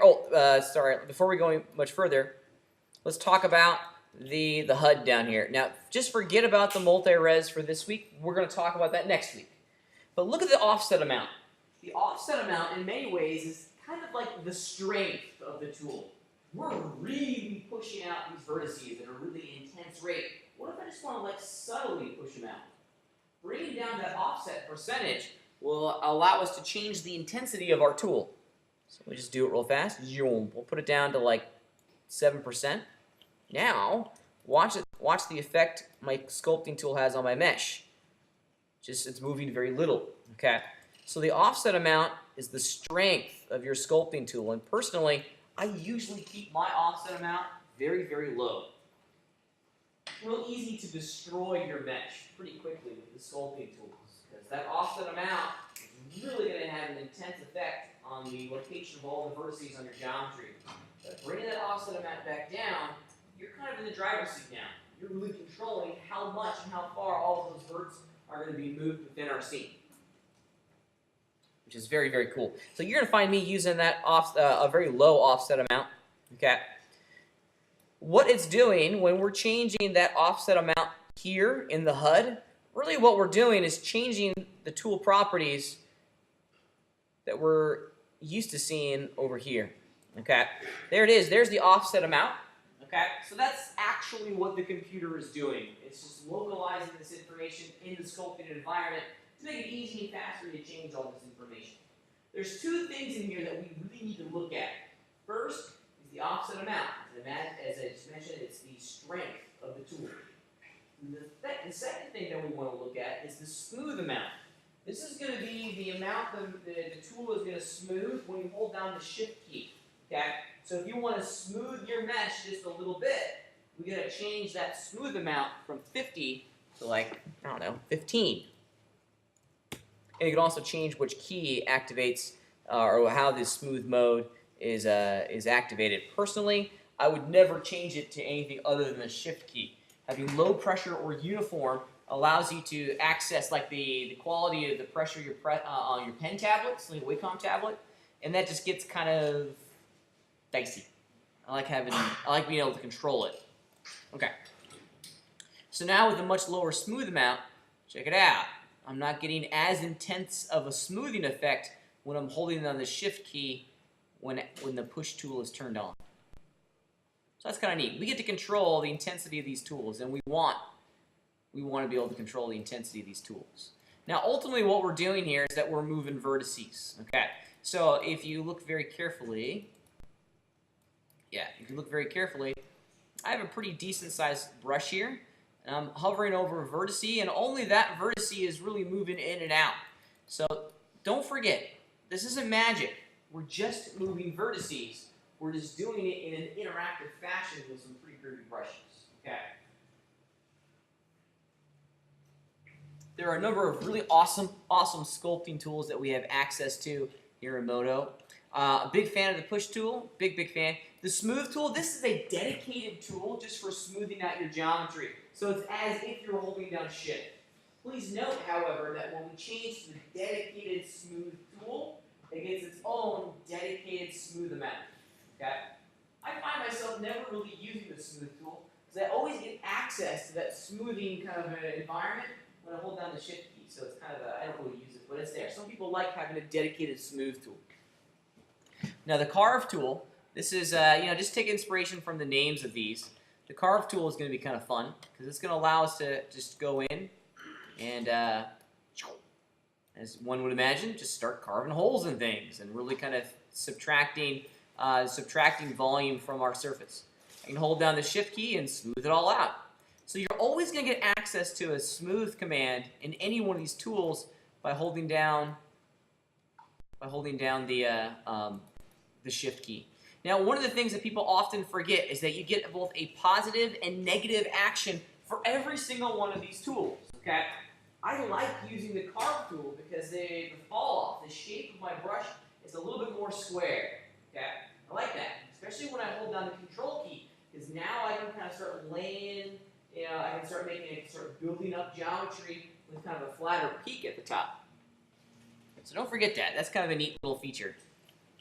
So for example, with the carve tool, just a left mouse button is going to make a valley. But look at it, it's kind of the shape of the valley. It's kind of flattened off down here at the bottom. If I hold down the carve tool, or the control key, just a little bit different effect. Yeah, a little bit different effect than the standard push tool. Okay, kind of fun. Get a negative and a positive for all of them. The scar tool is going to have a similar idea, but check it out. It's going to start to pinch things together. And I love the scar tool because this is a great way to make like wrinkles or folds in clothing. Try modeling that with traditional modeling techniques. You just wouldn't be able to do it, or not easily, at least. It's really, really neat. Really, really neat. For example, if I wanted to destroy my finger, let me turn down my offset amount because it's just really extreme right now. I can start pushing and pinching all these things together to create wrinkles and folds and what have you. I mean, try modeling that. That'd be difficult. Okay. Flatten is going to do exactly what you think it's going to do. So it's going to flatten out geometry. It's going to try to find the average height and flatten it out. Go. Let's smooth all that out now to get some of those cross polygons back. Okay. Smudge, I'm not a big fan of smudge, but smudge is going to work kind of like how the smudge tool works over in Photoshop. It's just going to allow you to like pull things down. I'm sure there's there are creative application and uses for all of these tools. I think once you get into the sculpting worlds, sculptors just have kind of their tool set that they use and they keep coming back to them. One that I use a lot and that I would recommend that you guys use is the move tool. It's just going to move polygons around in your scene. And it's a great kind of soft selection move tool. I use the move tool a lot when exploring form and trying to figure out where I'm going to place things. Like for example, maybe I wanted to bend my finger. Well, I can use the move tool in combination with a pretty big brush and have some fun. Yeah, a little ouch a little bit here, but it just allows me to move things around.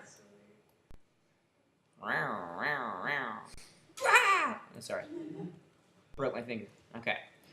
Tangent pinch is very, very similar to that of the scar tool in that it's going to start to pull polygons together. Yeah, it's best when you have kind of like a mountain on one side, mountain on another. There we go. And then a valley in between. There we go. And now a tangent pinch is going to start to bring all of those things together. So very, very similar to that of the scar tool. Very similar.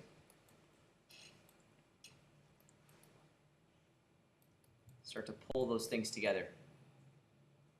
Pretty cool. Then, of course, there is the spin tool. Don't know why you'd want to spin. Maybe to do more wrinkles in clothing and things like that. It's just going to spin it kind of like a vortex. You can spin it the other way by holding down the control key, if that's your thing.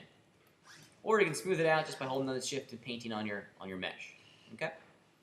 Pretty cool. Pretty neat. There's a lot of really great sculpting tools inside of Modo. And then there's the emboss tool. And the emboss tool is kind of similar to that of the push tool, but it's not going to... How do I explain it? It's only moving in and out along the normal of that polygon. Okay?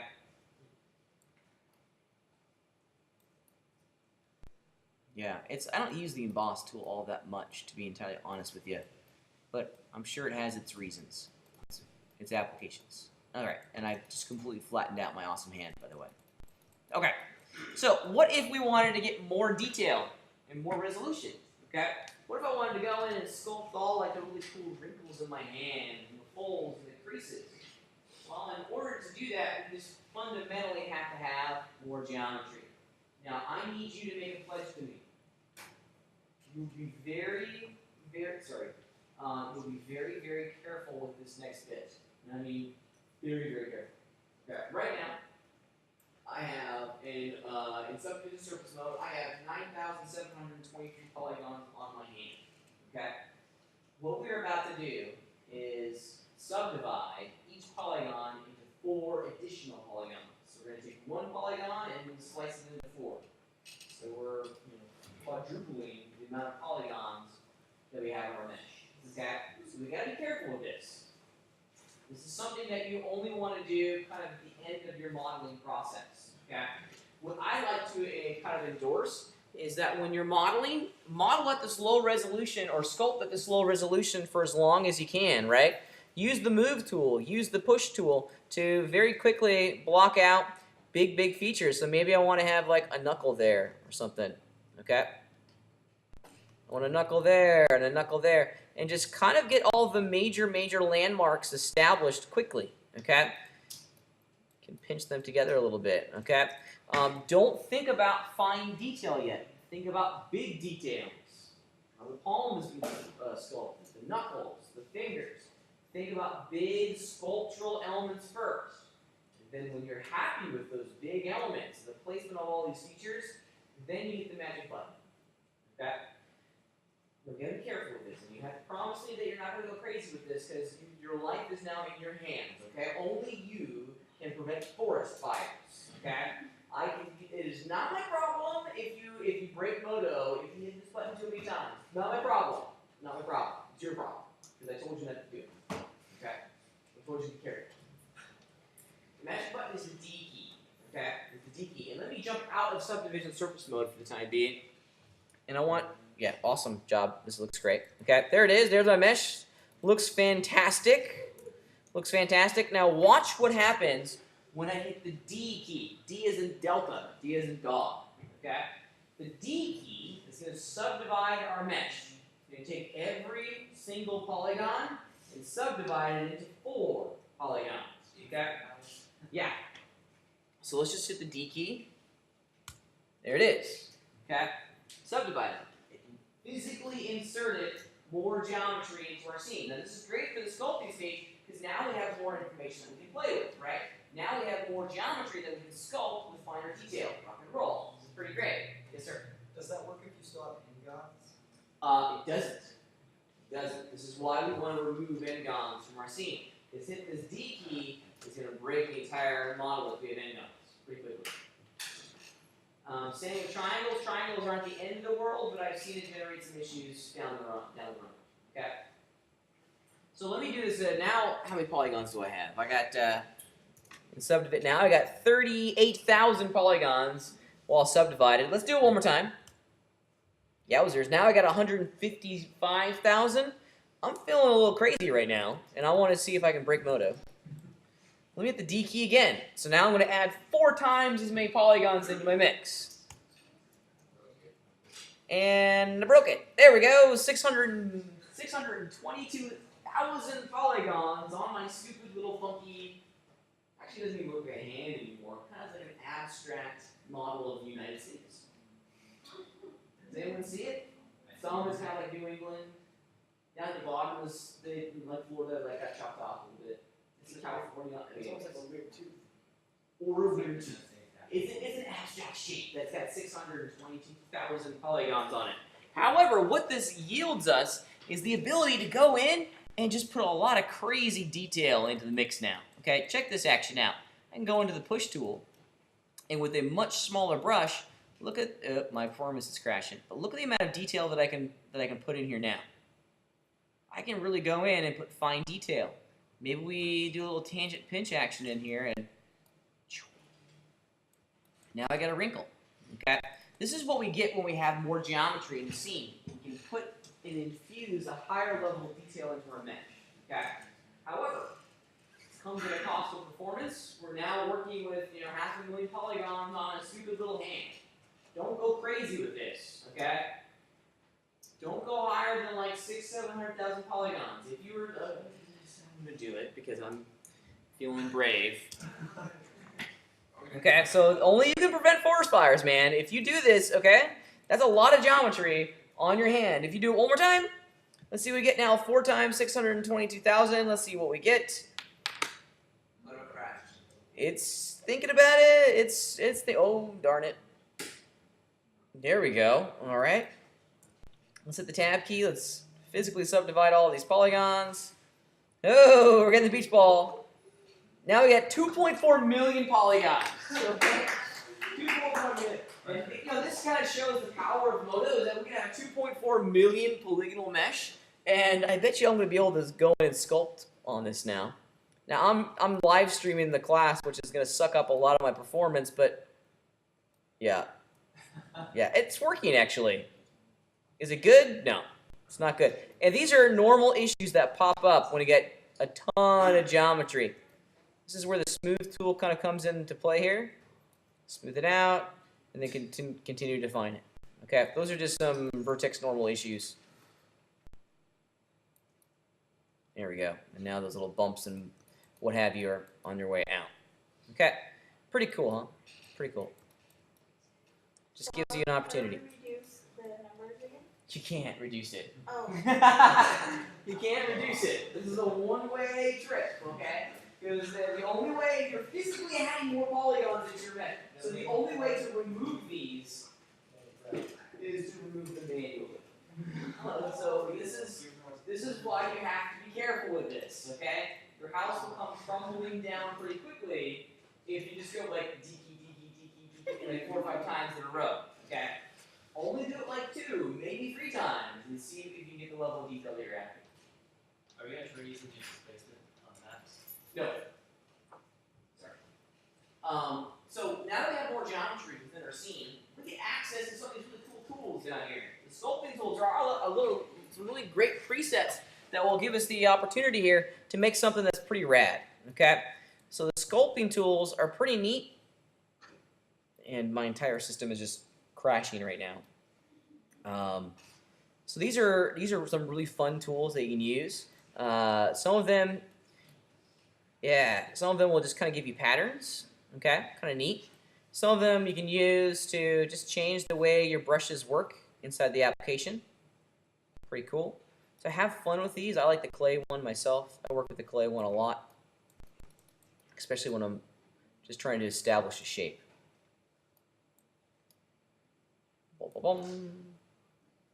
Okay, fun stuff. I mean, here we go. You can even use, let me hold on a sec. Let me smooth out my mesh here. Maybe I shouldn't even try to do this. All right. We even use images. Bonk. Bonk. Awesome. So they're fun. We're going to talk about these a little bit more in detail next week, but I just wanted to kind of introduce these to you now. Kind of fun. You can do bolts. You can sculpt bolts.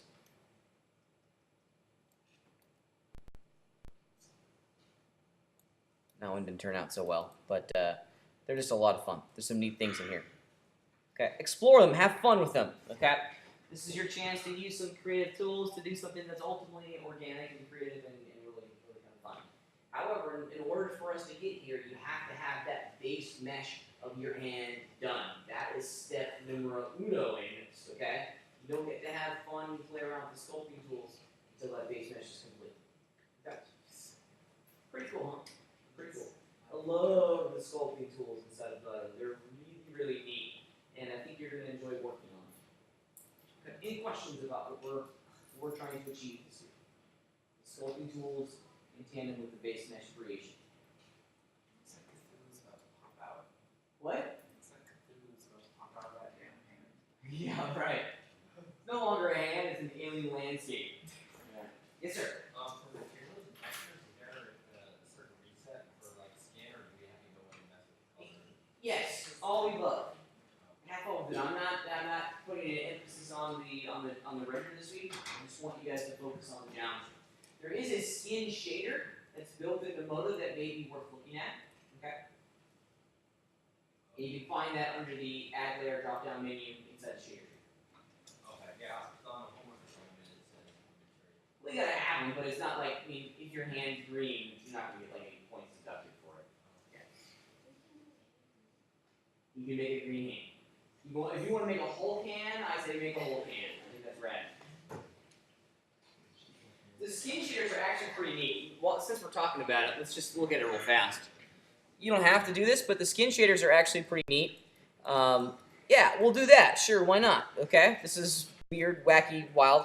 Now remember, you're gonna have to render this thing. You're gonna have to render this thing.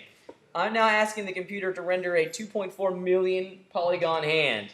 Whoa. All right. Let me back up a little bit here. All right, you can find the skin shader over in your shader tree. And if you go to Add Layer, I don't remember where it is. I think it's under Custom Materials. Yeah, there it is, Skin Material. And the skin material is crazy advanced. It's doing a number of really neat things for you. And ultimately what it is doing, as soon as my preview window updates, there we go, it's doing a number of really cool things. It's kind of starting to simulate the epidermal layer, your blood, the oils on your skin.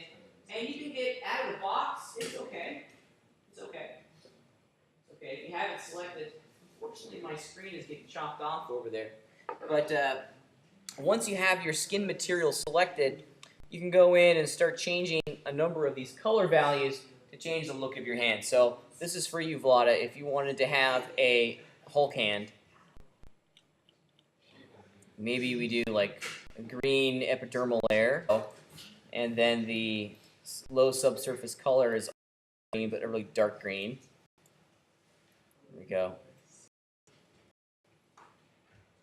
Yeah, it takes a while to render because there's actually a lot of math and a lot of advanced rendering stuff that's happening behind the scenes to get the result here. But it's pretty cool. Pretty cool. I'm not how many polygons can have to load up actually. 17 million. I've done much higher than that. You guys remember my H3, that model? That, I think, rendered it was upwards of 50 million. Moto, you can actually throw a lot of polygons at Moto, and it will just chew them up and spit them out. It do a great job of handling geometry. So when you're doing, trying to 2.5 billion polygon hand can be an issue. There's some technology next week with Pixar subdivision surfaces that will help change that. You don't like Pixar subdivisions, they're rad. They're very cool. Okay. Let's just do the homework real fast. Get on the same page as to what you're expected to build this week for your assignment. So human hand, due next week. Due next week by the beginning of class. Please really plan your production schedule around this 1 week project. Because next week we're going to jump into doing a full-blown character. Okay? The entire body. Please plan on being in class next week if possible, because it's going to be one of those days you don't want to miss, because there's just going to be a tremendous amount of information thrown at you, and we're going to be talking about technique a lot actually. Okay. Characters start to roll out next week. So for this project, geometry for the hand, very simple textures and materials for the hand. Throw it in an HDR Studio environment and take a couple good pictures of it. At the conclusion of this process, I want you guys to have a good render. Take some from some of the examples that I've given you down below. I think doing stuff like this is pretty easy. You see the totality of the shape that you've sculpted. The back, you don't have to, but I think it's pretty rad. Pretty rad. Gives you a nice portfolio image. Okay. Have a lot of fun with this. It's due next week. I need both the LX and the render when you're done. Okay? Questions? Again? Another class project? No, well, you got about 25 minutes left in time. Start working on your hand. Okay, you're gonna need it. All right. Let's use this time wisely, folks.